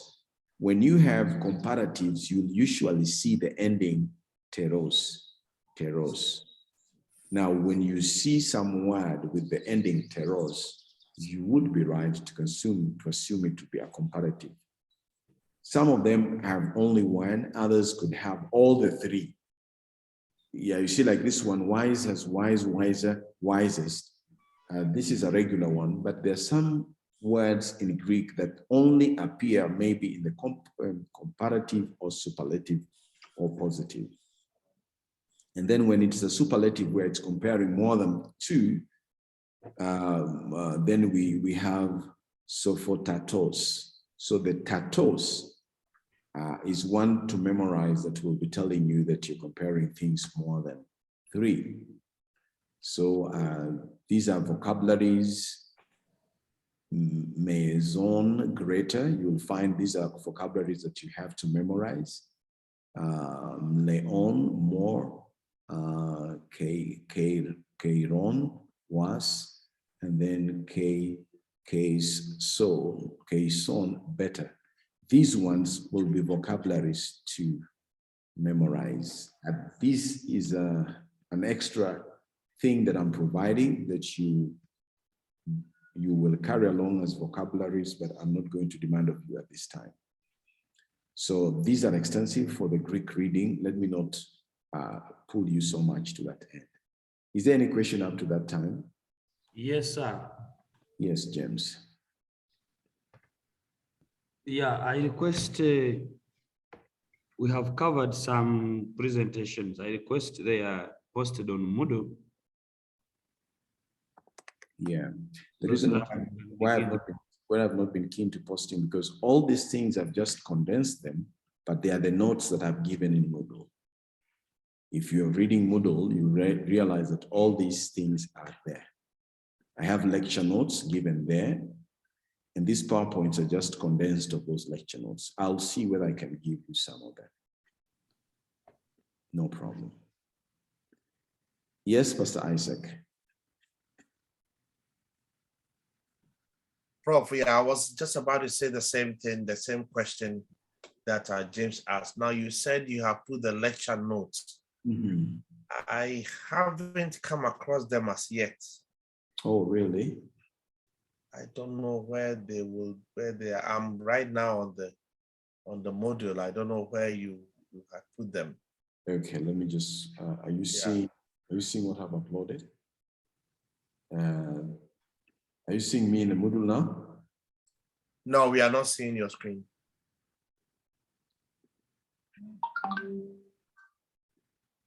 Can you see my screen now? Yes, please, I can. Okay, now this is where we are. You know, like now we are still struggling here. We should be moving here. I want to move there, but you see, we are supposed to cover nouns, article, and adjectives and pronouns. So yes. if you go to the introduction there, and you will see here the learning objective: identify part of speech, clarify parts of speech, declension and inflection, relate the part of speech in a Greek sentence, there. That's the objective of this module. The lecture notes are here. So number two, so you can see nouns. This is what we've been doing, and you can see they're well summarized, and much of what we have been doing. You can see there the lecture notes, that declension. This is what I was telling you about regarding how the sigma kicks out the dentals. You can see the kappa here. We are saying it changes into C. The labials, this is where you have the chart. So this is a chart that is required for you to memorize to master the declension. And you see here, I put it here first because this is the main thing that needs to be appreciated. And we have, this is given.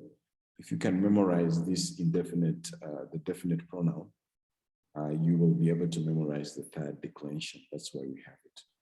Then we have observations there, the notes there, and somebody saying something. Yeah, Prof, that looks okay now because I didn't see that. But would it not be the way it is done? Can we download it? It means that we cannot download it. I think you can even copy. Okay, so it means we just have to copy. I thought maybe, because sometimes we wanted the power presented, the PowerPoint, so we can also. I'll share. Thank you very much. We are grateful. Thank you. So this is what we have been doing, and here I've even used some English translation like the red horse, meaning attributive use or predicate, usually not always, an article in front of the adjective, not always not having an article. So you can see the word is good, that substantive use, usually an article in front of adjective, no accompanying. This is the main thing about it, no accompanying now. Then there are classes of which you could be there. You see, agathos, we said that the adjectives will agree with the noun depending on its case, number, and also gender. So when you're dealing with agathos, that is masculine. When you get to feminine, you'll see it's agathe. When you get to neuter, it has to be agathon, and that it declines in the same manner that you've been declining the nouns. So that's what we have said. Everything that you've learned about the noun, you'll meet it also there. Now let me move to pronouns. Let me move to pronouns, if you don't mind. If there's any question. Yeah, thank you for answering that. Let me move to pronouns. Remember, we are saying we are dealing with nouns. So far, what we have been dealing with has to do with what adds some value to nouns. Let me come back to the notes after I finish with the PowerPoint. Let me get a PowerPoint for that, pronouns. Just a moment, please. I'll get you a PowerPoint for pronouns.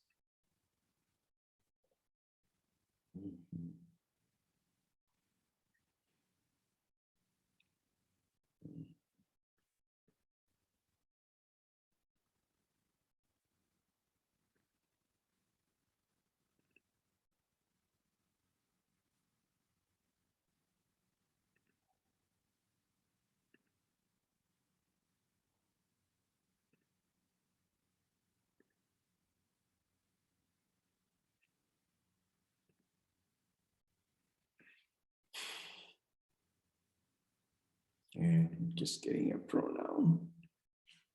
Just a moment, please. Sorting a few things out.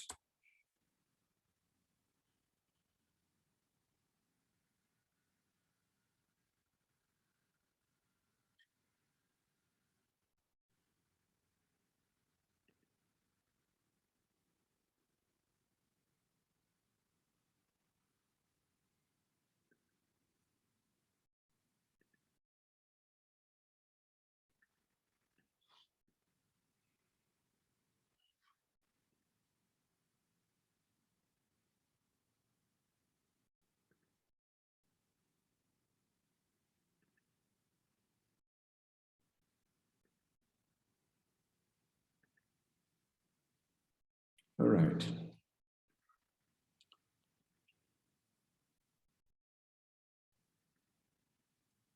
I'll share with you this.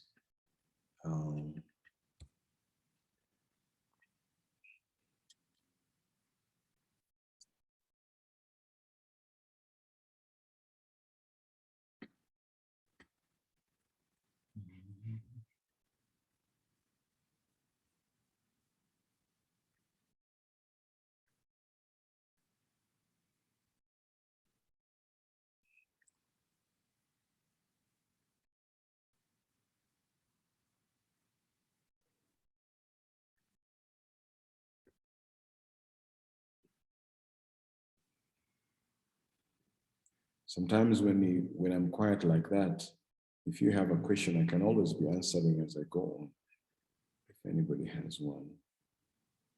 But I'm already there, got what I wanted. Now we want to look at pronouns. We want to look at pronouns.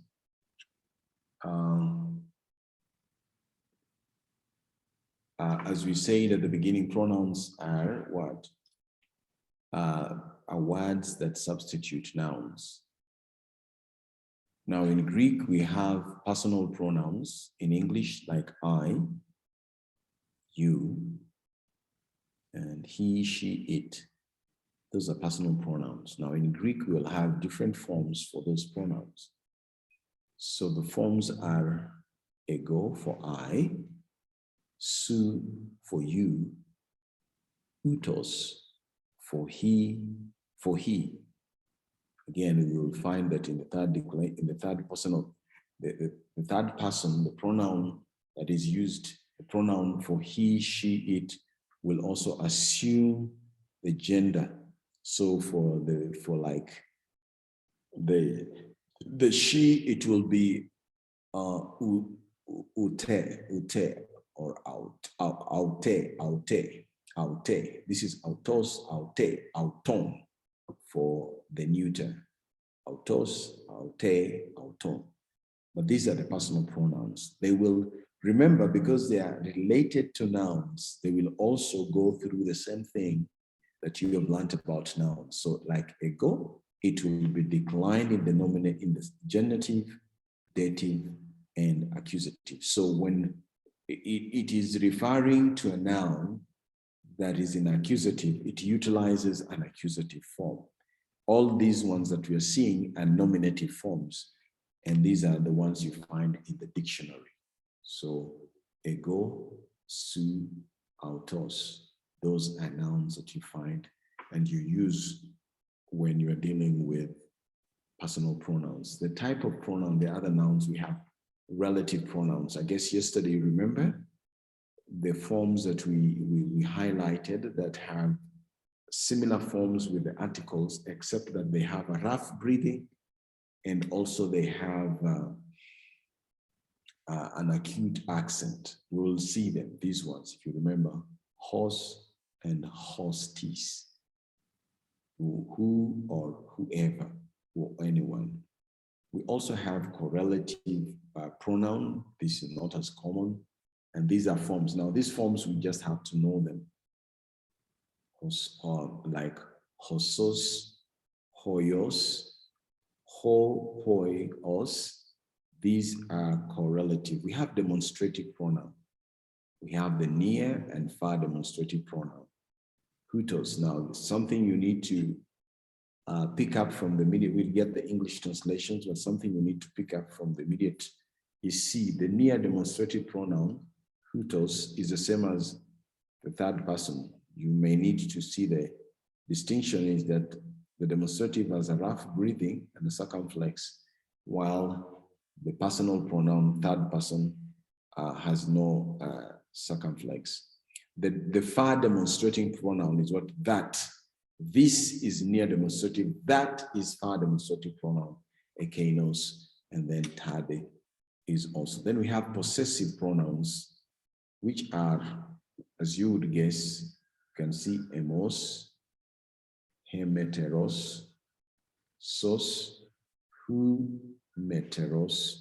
These are all the possessive pronouns. We're going to go into the details, but this is what you need to remember regarding pronouns. We have that number. We have the reflexive pronoun himself, Today we, I guess, had, yeah, he was moved in himself, like him out too, says out too, he out too. These are himself, and then we have the reciprocal pronouns, alone. We have interrogative pronouns like tis, ti, or your os, or your sos. Indefinite pronoun, which has no, again, indefinite and interrogative, you can see there's some similarities.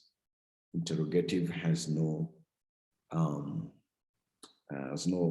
accent. Now, I'm giving you, as I said, my brothers, that these I'm giving you in lump sum, but these are things that when you look in your grammar are scattered across in the textbook. But again, given our circumstances of study, we bring them all together. I know they would look overwhelming, but you also just want to adjust yourself to it. We could just take time to maybe just study the reflexive pronoun, but we don't have the luxury of time.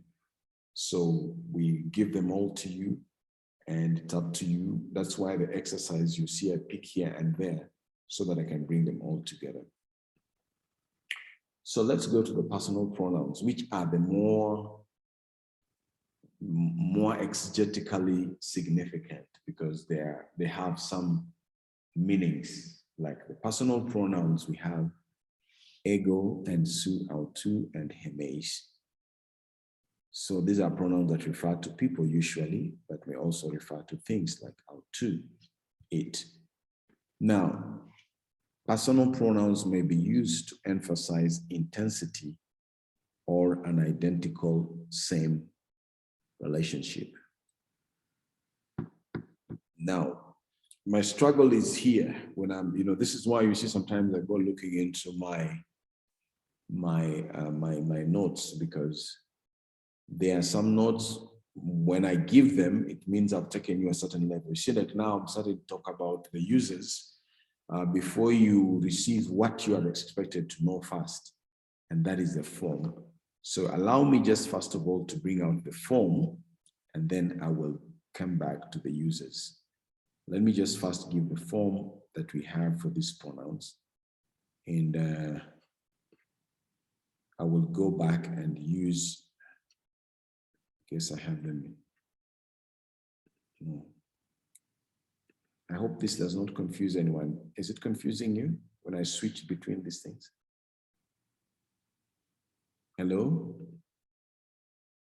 It is helping, personally.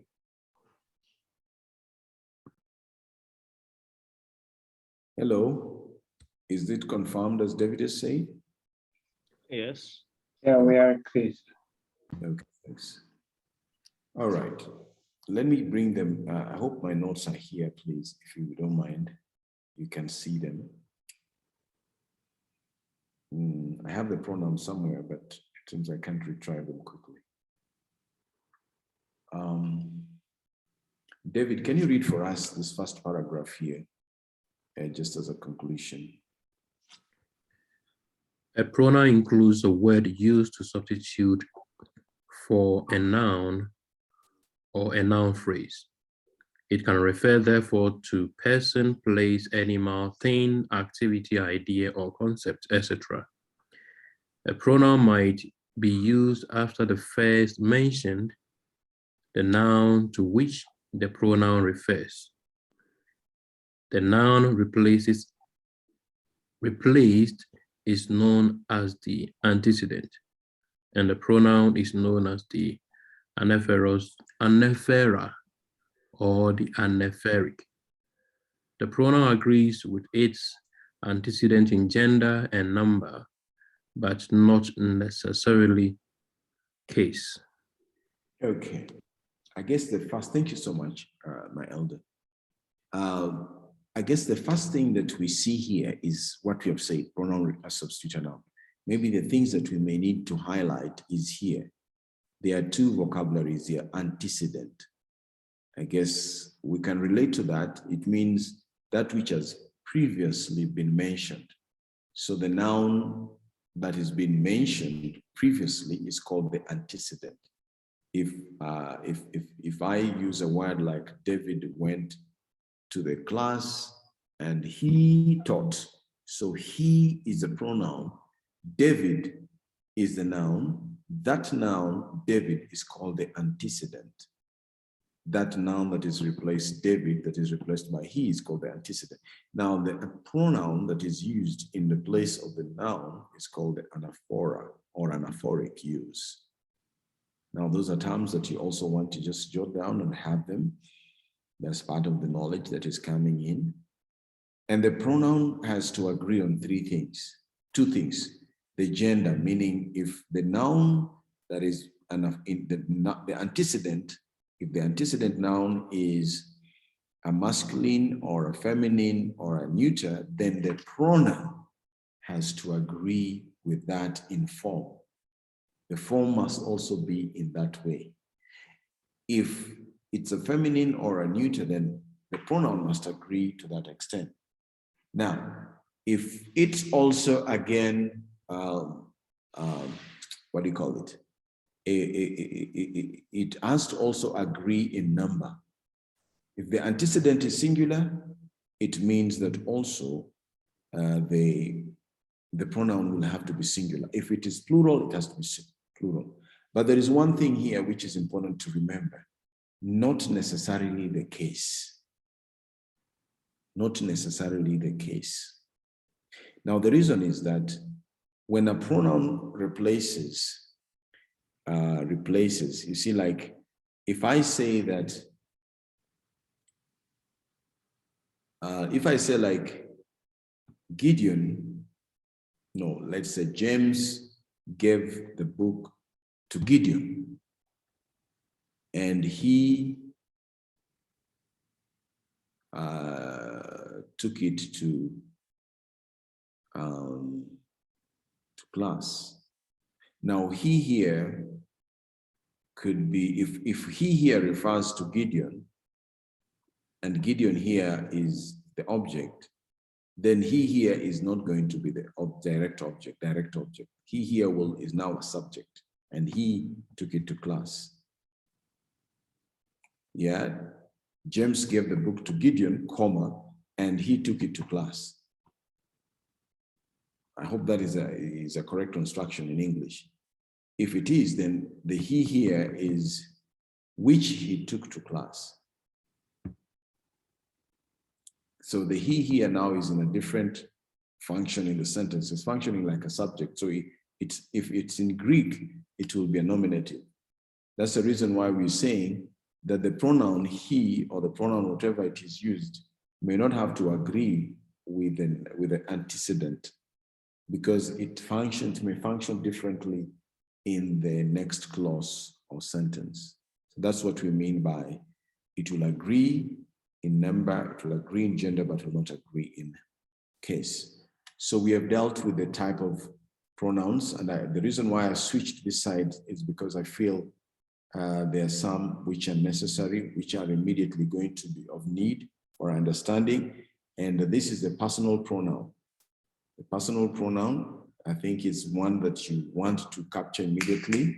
The others are rare, and especially they are like vocabulary, meaning some of them are not declined, they don't change. So we'll finish something and then have a break.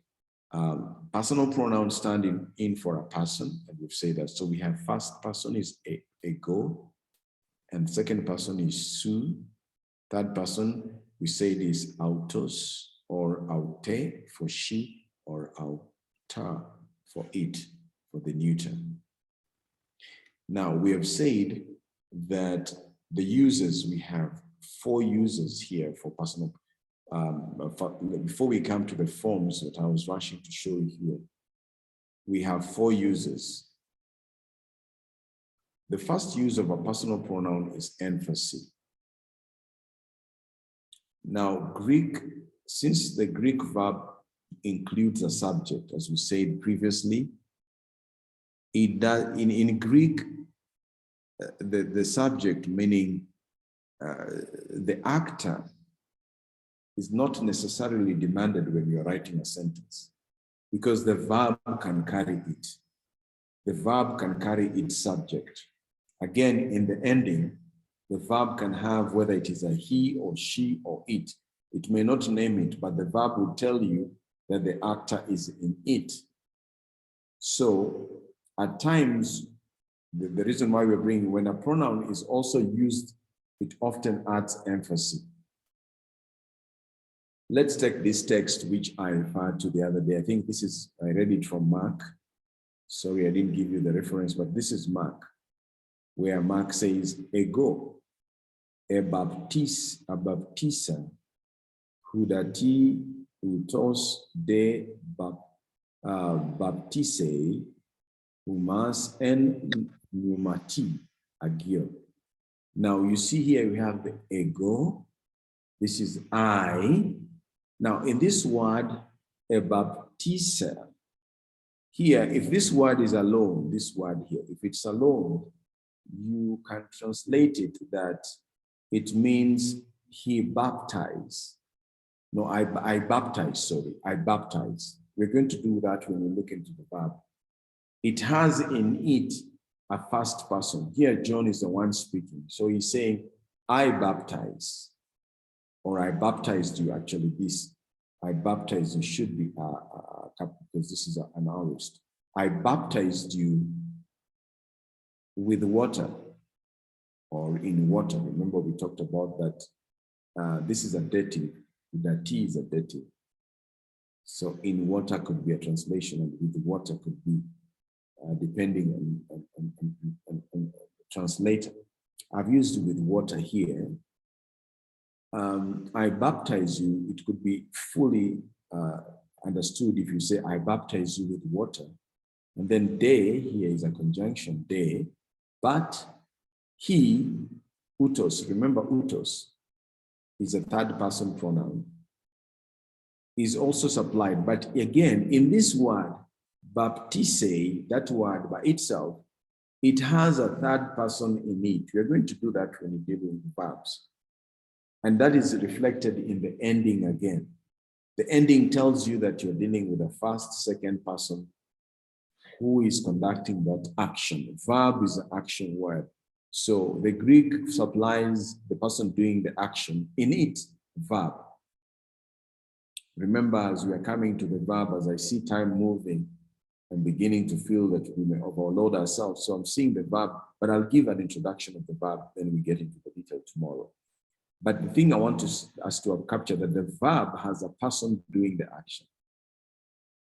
And if that is the case, then what we are saying with the pronoun being an emphasis, if a statement is given like now, ego, and then utos, the author is trying to place emphasis on who is doing the action. So like emphasis here is, John is saying, I myself baptize you with water, but he himself will baptize you in the Holy Spirit. So that is what we say, oh, but he, meaning the emphasis, sorry, the emphasis that is given, that he, not anybody else, he. That's why the ego is supplied for the sake of emphasis. So there is emphasis and there is intensive. And when it is intensive, mostly they use utos, specifically utos, the third person pronoun in the predicate position. Remember, predicate is where it stands in the place related to the verb. So here we say, blepomen auton ton kurion. So blepomen, again, as we say, this is a verb. It has the person doing the action in it, and the person is we. And then here we have, this is ton kurion. If you're remembering already, this is an accusative. You can see the omicron and the new. So it's saying, we see the Lord. So the Lord is seen, but if we have a form of autos, then you'll find the translation being another use of the pronoun, which is intensive now. You will say, we see the Lord himself. We are not seeing any other thing. Auton here is given. The Greek is a very rich character. He says, we see the Lord himself. We are not seeing visions of anything like the Lord himself. So you'll find that given to you in that way. Excuse me, Prof. Yes, please, husband. In the previous sentence of baptizo, yes, could you help me observe the pronoun for you in the Greek? Humas. Yeah, it's here. Humas. I kindly elaborate how it translates from O to su to okay, to that. Okay, it is here. This is the forms that I was coming. That's why I was struggling to say. So this is what we need to memorize. You can see this is su is a nominative. And then when it is in the genitive singular, it is su, like so, and then soy, and then say. But when the plural, it is omeis, humeis, humon, humin, humas. So this is an accusative. And if Pastor Hezron, you are being keen to the construction of the sentence, you can see here that humas here, in relation to the verb here, it is a direct object. Is that true? The direct object. Is that true, Pastor Hezron? Yes. Yes, Doctor. It's what receives the action here. He baptized you, baptized you. Direct object, direct object. So it's an accusative. Remember, direct object is an accusative. Now, it's not one. John is speaking to the crowd, so that's why he uses the plural here of su. You see that? Yes. So in this one also we say here is ego. In the chart that we need to memorize, ego, emu, emoi, eme. We find ego here is in the nominative, meaning singular. And you see that one also agrees here. We say the pronoun agrees in number and also agrees in gender, number and gender, but not necessarily case. So here, number and gender. Here we have a nominative, and here we'll find, again, he uses a nominative I, the first person, I baptize you. So I, making emphasis on himself, baptize you with the Spirit. Thank you for that question. But this is what I wish that we get to master. Yeah, this is what you get to master. This is the form of the first and second person pronouns that we need to master. The third person pronoun is here. So we see the nominative is utos, utu, uto, uton. That is for singular, for masculine. Utoi, uton, and utois, and utus. And then aute, autos, aute, auto, auta, autu, autes. This is, and now we can see the feminine, we are using the eta. If you remember again, we said feminine have eta. You can see the eta, ice, on, ice, autes, autas. You can see those ones here. And then you remember the neuter also. We say the neuter more or less like the masculine. You can see the nominative similar, auta here, both of them. And then the genitive, we say they're similar with the nominative, with the masculine, and you can see that again. The plural, auta, auton, autois, auta. You can see again the nominative are the same, the genitive and the dative are similar in the masculine and in the neuter. So these are for the personal pronoun. The personal pronoun. So this is what you, so we were looking at some of the uses of the personal pronoun, not every pronoun, personal pronoun. So we have seen the emphasis, and here we have also seen. Then there are times when the third person pronoun, this one here, the form of the third personal pronoun in the nominative can also be used as to more or less indicate identical when it is in attributive position. Now, I guess for now, When you see predicate position more, you want to think without an article. When you see attributive position, you want to think with an article. And you can see here, auton has no article here. Auton has an article. So it is an attributive position. And it says, if you see it like that, it's written like that. So like the same sentence here, you see this is the same sentence. Blepomen is the same blepomen. And then here we have ton, which we don't have in the first sentence, the article. Auton kurion. Here we have the other words. Now the translation would be, we see the same Lord. The reason why we have the word same is because we have an attributive personal pronoun that is given there in relation to this. Now, see the relation. Here they are related. You can see this, the pronoun here is acting as an adjective. They are the same here and here. Okay. Now, that is, then we have pronominal adjective, a pronoun used grammatically as an adjective. Like here we have ho emos curios, ho sos curios. So here we have my Lord and your Lord. This could be used. You can use this construction using the pronouns, the personal pronouns. Here we have my, and here we have the second personal pronoun, hosos. But it could also be used in a different way when we have another word, which is a pronominal adjective, which is ho hemeteros, our Lord. This is also a pronoun. This is a vocabulary that you need to memorize. When you see it, you understand it's a pronominal adjective.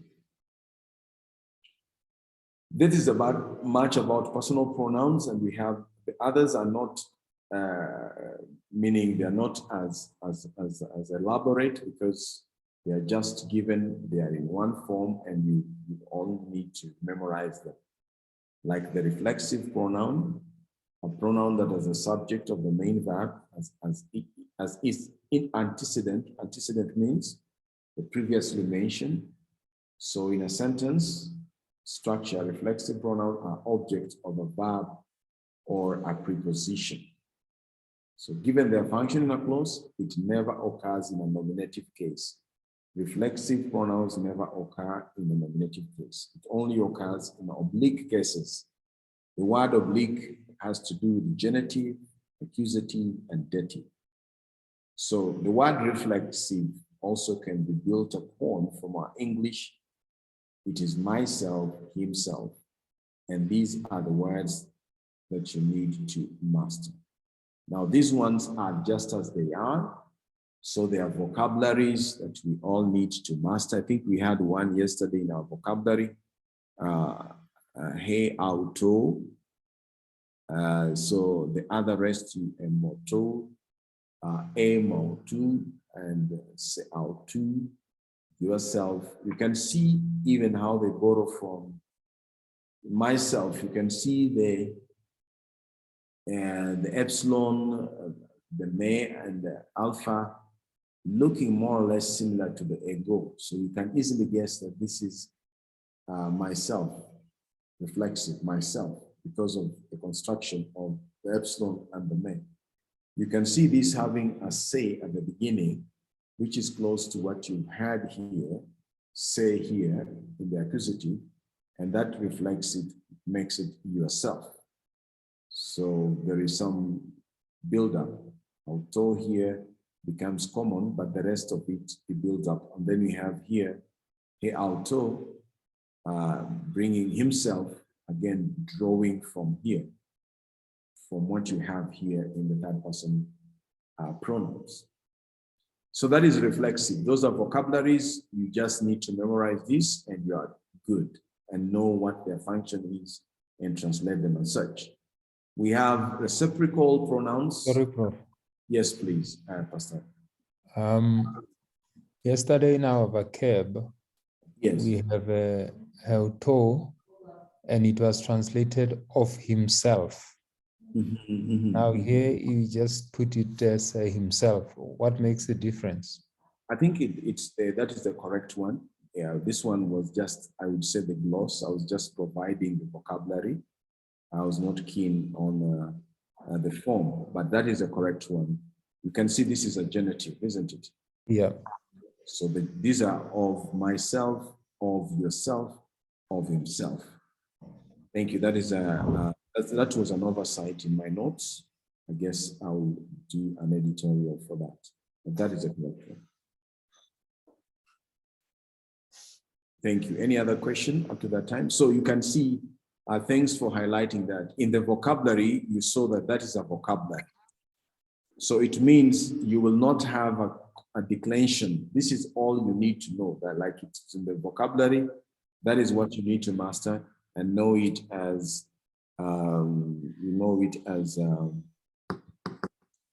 as a word that you will always be able to translate when you meet it. So here it's distinct, even though it's a pronoun, but given its function, it's not as these other personal pronouns that you can see are declined in all the 4 cases. Here, reflexive pronouns are not declined. And similarly, also, we'll find that the reciprocal pronouns are not also declined, as we see them here. Show 2 or more entities interacting with each other. The pronouns occur in the nominative case and are always in the plural. So you can see allelos, one another, of one another here. You can see alle, alleois, and in the neuter too. So these are vocabularies again. You just need to memorize them. You'll meet them in the vocabulary, and then you have to do that. Let me receive a call from one of the professors. Again. The relative pronouns, we dealt with them yesterday. These are the, we remember house. The only thing you need to remember about the relative pronoun is the rough breathing and the acute accent. But for them, they are declined. We had the chart yesterday, and I think they might have been part of the exercise. Indefinite pronouns are also vocabularies. You just need to remember T's and T. Interrogative pronouns are also vocabulary. Demonstrative pronoun, now we are, these ones will decline. Yeah, they will decline, meaning they will go through their cases as we have seen them in that. So in the demonstrative, there are 2. There's one we call the near demonstrative, the utos, aute, and tuto, and the far demonstrative, which is kainos, kaine, and ekeino. Now, these are few. In the New Testament, we have the, which is the tade or hode, and they're not as many. Again, this is more as a vocabulary for you to memorize. So generally, this is what I would say is there for pronouns. I don't know whether there is any question from somebody. Anaphora is the use of the word referring back. Yes, thank you for posting that. Any question on pronouns?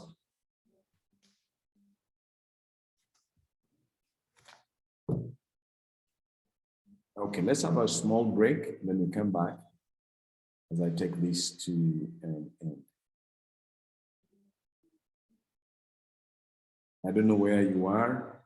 I just hope that we are selling together, people of God.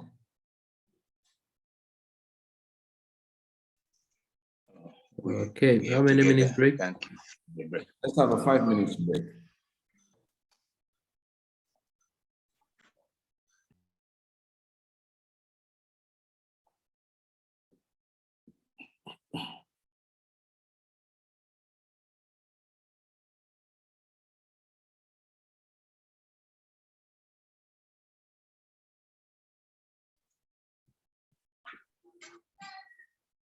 Pastor Laurent. Is your workbook showing this? Let me go back where I started. This one, does your workbook show this? So that we're talking about the review exercise. So if you have to go to you go to review number 2. If you go there. Oh, okay, I see. Yes, it is not numbered. So which one is the? Okay, I get what the 11, which is 12. That's what I was saying. Cut off. Yeah. Okay. Sorry, I'm using both the book, the book itself and the PDF. My mistake. I didn't look at the PDF. Okay, essentially what we did yesterday was number 2, this one. I don't know what number 2 you did for sure. Anyway. We did. Did you do this number 2, this one here? Or you did number 2 in here? This one here? That one we didn't do. Oh. But some maybe. Okay, now we did that. How do you identify the stem? Then match the following grammatical functions. Then we did that one also. That one, the subject, direct object, possessive, indirect object. We did that one also, those answerings. This one, how does an article and adjective correspond? No, you didn't tell us to do that. Oh, we didn't do that. Okay, but today you can do it now. Yeah, James is not on the same level. What is James is on a different, it's on a different pedestal. Essentially now, okay, notwithstanding the numbering, please, I think now you can attempt the whole review because now we have covered the whole adjectives and all that. So now try and do the whole review. Maybe this one, if you've not finished, people like Pastor Isaac, please complete what you're supposed to complete. And in this passing, I want us to just do number 1 to 5. Pass these words here, number 1 to 5. Case, number, gender, and lexicon, number 1 to 5. Don't go to 10. Just feed them in. Now, translation, I guess, maybe after tomorrow, we will do the translation after we do the verb. Let's leave it now, but you can be able to identify the nouns in this one. By the way, this is how you're going to do your midterm and your final exam. I'll be giving you a passage like this. And then I will tell you, I will underline like that word, agapetoi, and tell you to tell me what is the, maybe the case, and or tell me what is the gender. That is going to be the exam. Don't expect me to give you those charts. You need to know them, but what I'm going to be giving, because you have to come out of this class being able to familiarize yourself. Sorry, Professor. Yes, please. Okay. So I'm not hearing you. The problem is at my side or it is over there. Is the rest of the class able to hear me? They are hearing well. Yeah, Prof, we can get you very well. We can hear you. Yeah, but I'm saying this. Now, this is not to scare you. By the time you're doing your midterm, maybe on Tuesday next week, I'll give you a passage which already we have walked in. By the time I finish the verb, we'll go back and look for a passage. And then I can underline this and I tell you pass that word inside the many words. This is for the sake of, again, drawing your attention. There will be some places where I'll tell you to match or to identify, but essentially it will be from a passage of a scripture. And essentially it will be 1 John chapter 1. 1 John chapter 1. That will be the exam, the midterm. All the midterm and the exam will be 1 John chapter 1. As I told you, it is a place if you even now start familiarizing with yourself, you can read it. So I will be telling you to, maybe I give you a passage and tell you to identify the nominatives in that passage, things like that. So you'll be applying the knowledge that you're now getting in that form. So, but this one we'll start looking at them. We'll start looking at them on Monday. On Monday, we'll start looking at passages now after we have known the forms. So for today, I just want you to add up to that point, add up to number 5, and finish up now. For those who are not finished, finish up review 2. And then, as you can see, I can feel you're working so hard. You should be proud of yourself, because what you're covering for sure is, so now you dealt with the introduction, the nouns you've tried. The only thing we have not dealt with is preposition and me verbs. This is a verb. So we can start with that tomorrow, because we'll be doing me as we enter the verbs. So today we have dealt with first, second personal, third personal demonstrative. So it's good to do some few things on this. So I'll just take you there and request you to do 5 of that. Just pass, get the text and pass it. You remember this is essentially what is the purpose of that?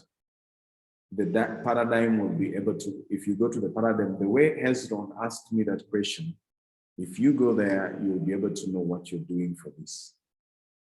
In that chart, you can easily go. So number 1 to 5 will be able to assist us if you can do that for us. 1-5, that is exercise 11. Remember, the reason why I'm giving up on my exercises in the Moodle is because of what I observe and where we are. So I'm not following the Moodle because of the dynamics of the class at this moment. So exercise 11, I would want you to do 1 to 5. That is passing.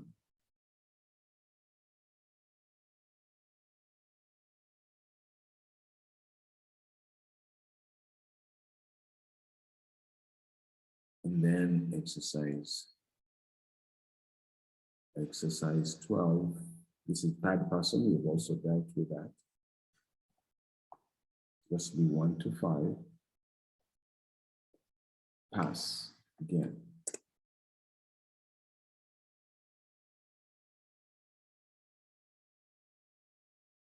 We'll come back to the sentences after tomorrow. And then exercise 13, we've also dealt with demonstrative.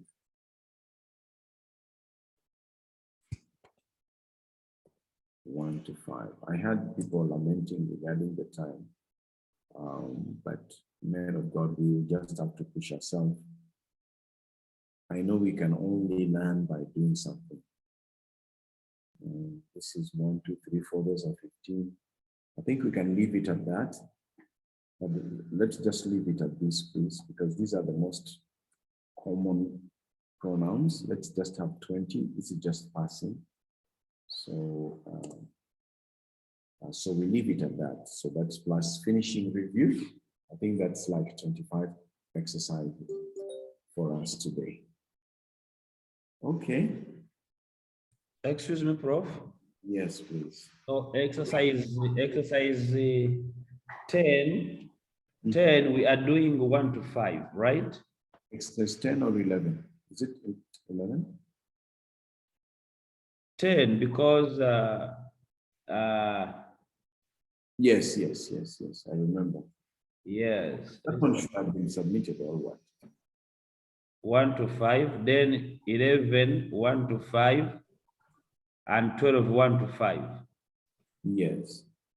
And 13, 14. The one I've posted on the chat. Wow.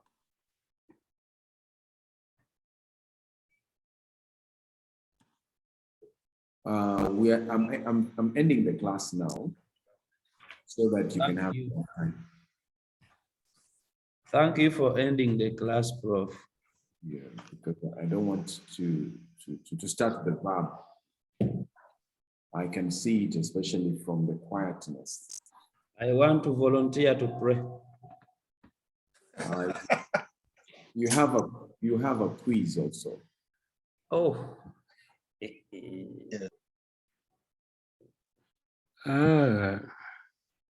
Now, the quiz with all these others. I don't know.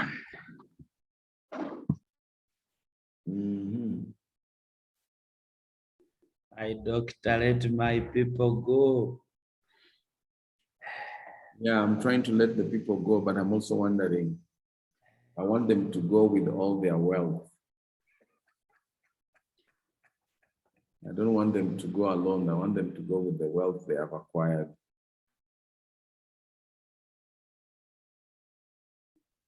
We will go with our sons and our children, and our relations, and even the foreigners. Yes. So anyway, men of God, you know, by the end of next week, you should have 300 vocabularies. And the vocabulary quizzes as they are, if you really relate to them and you have 2 attempts, it's part of the exercise. And while these ones look many, but you just need to take your textbook and look and fill in. So just brace yourself. I don't know, some of you agree. Because unless you accept that because of the weekend that is coming, on Sunday you can get down to do 2 portions of the vocabulary. Is that okay? So that tomorrow we'll have two portions of the vocabulary to memorize. That's like 40 words.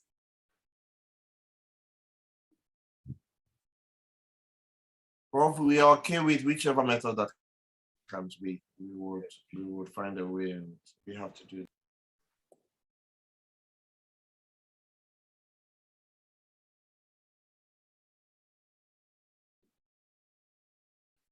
Okay, so we have dealt with the second part of the vocabularies. So today we are dealing with vocabulary .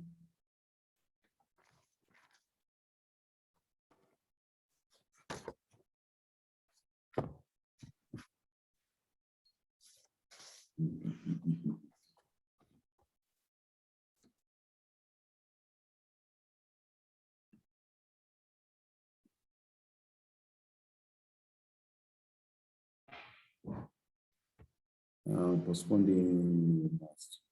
No, we are not postponing that. There is something I didn't understand on the module, Doctor. Yes, please. Module was telling us that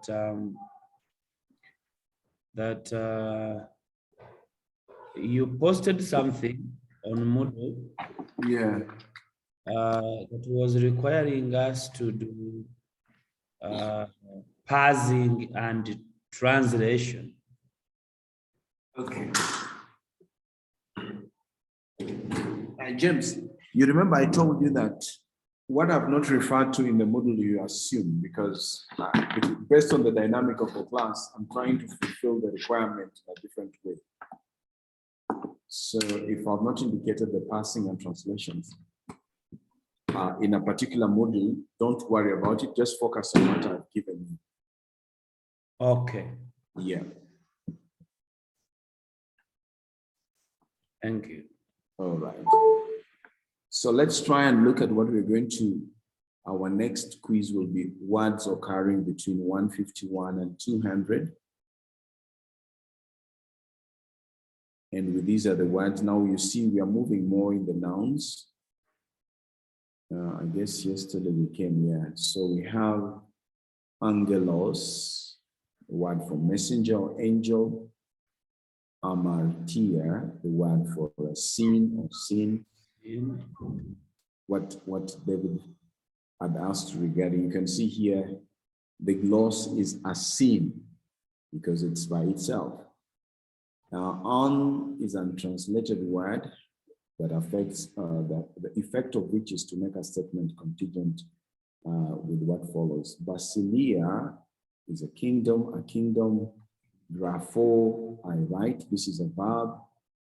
And then doxa, we had heard about that, that's glory, doxology, praise to the Lord. Ethnos, ethnic group, ethnos has to do with a nation. Eiserkomai, I go or I come in, into or enter. Ergon, work. Estio, I eat. Eurisco, I find. Edu, see or behold. Estemi, I cause to stand, kathos, as, even, or. And then cardia, that is for heart, cardiac. Cosmos, that is world. Megas, megale, mega, large, great. This is one of those adjectives. Men, positive. Positive means it never occurs at the beginning of a sentence. It can only occur after the first word of the sentence. On the other hand, indeed. Necros, dead. Dead body, necropolis, city of the dead, cemetery. Nomos, allo, the law. Hostis, hetis, hoti, whoever. Oklos, para. Oklos is crowd, sorry. Hostis is whoever, whichever, whatever. And then para with the genitive is a preposition. As I was saying, preposition can take one case, two case, or three. This one you can see.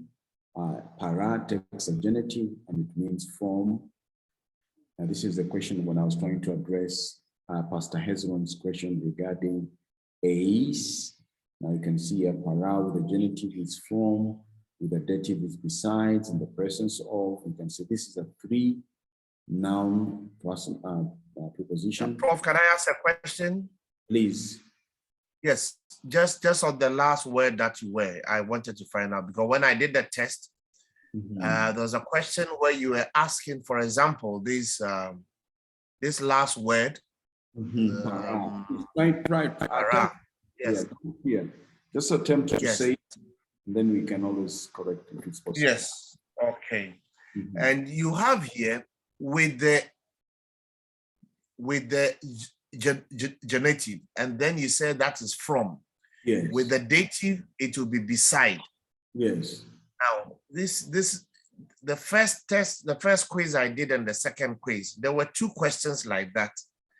But it appeared to me that when I used, for example, this particular question, if you say with the dative and I use the beside, it gave the answer wrong. Oh, really? Yes, I've done that twice now. Okay, I'll look at that and I'll award you. Yes, please. Please check that one. This is about the second time. Thank you very much. Okay. And then we have police, which is city, Neapolis, new city. And then Oru Omai, I go or I proceed. Te is an eclectic connective particle, weaker enforced than kai. It's a conjunction to. It means and, but weaker in that connection. Tote, then or at the time. Prepare with a genitive in behalf of, with an accusative above. Prepare. Charis, which you did. Now you can see here charis. This is now in the nominative. This is part of a third declension word. And you can see you're also supplied by what could be the lexical. Charis is charistos.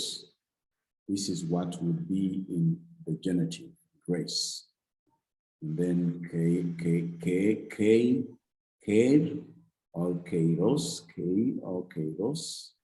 This is kairography, handwriting. So I hope this will be some words you will encounter, maybe as it is 11 or 10 or 15. So you can memorize that. And that is quiz number 3, I guess. Yeah, I know that some brothers have asked for a special class. We'll see whether Sunday evening I can have a special class for those who want to catch up on some things. Please, if you wish to have that remedial class, send your name to Hezron so that Hezron can tell me how many you are and I can know. And probably also indicate what would you want us to refresh in that remedial class. I guess you're doing a reading, so there's something that you could consider to be taught. I guess Sunday evening will be a better time. Many of you could be having other engagements during the day. I will have some, but I can always come back and pick it up with you. If it won't be possible, we'll still try and make time before you write your midterm exam. I'll give you a sample of the midterm exam before you write it so that you don't have to feel intimidated, but it's something which I know you will do. Tomorrow, come well prepared, have a good sleep. I want us to grasp the verb.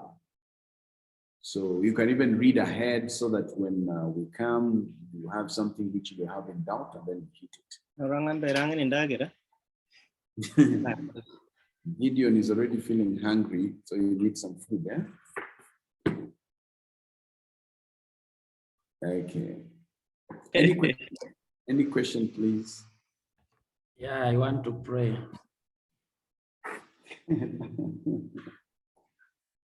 James, you want to go to the farms?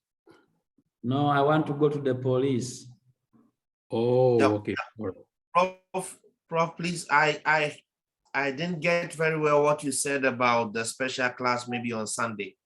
Will you send us a message or we'll discuss it tomorrow? If you're interested, give Hezron. I guess Hezron is our lead. Give your name and something you think you want to be addressed. All right. Thank you, Prof. Okay, now, James, you can read, you can pray for us and go to the police. Which police are you going to? The Rio police. Yesterday, they stole my gadgets from the car when I was preaching, yeah. So I have to go and stop some of the transactions not to be done on my online things. Sorry. Okay, pray for us then. Okay. Lord, we thank you because you are exposing us to a lot that you have given us through your word.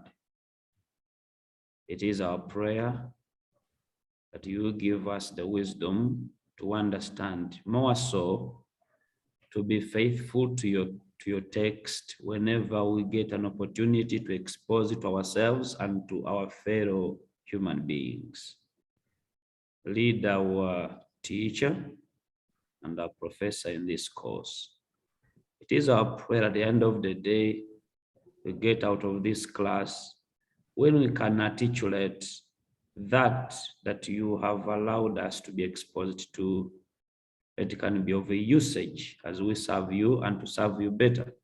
In Jesus' name I have prayed. Amen. Amen. Amen. Thank you very much, Prof. Thank you, Prof. And I kindly request you to register the absence of Pastor James Ondabu. He is having NDA meeting today, so he sent apology that he couldn't attend class today. Okay. He will follow up in the recording. And then Pastor Ephraim Gidauna also lost network along the way. So he texted a message and he said he will follow up on it. Okay, that's good. I'm also requesting if you could ask him to find out his status of registration, because as you realize, some of the members have not registered appropriately, so I've not sent them a link, and I think I didn't send him a link. I don't know whether he's registered. Okay, that's Ephraim. Ephraim Gidauna. James. Ephraim is registered. James Ondabu. James Ondabu, yeah. All right. I'm going. Okay. Okay, men of God, God bless you. See you tomorrow. The Greek verb is our topic tomorrow.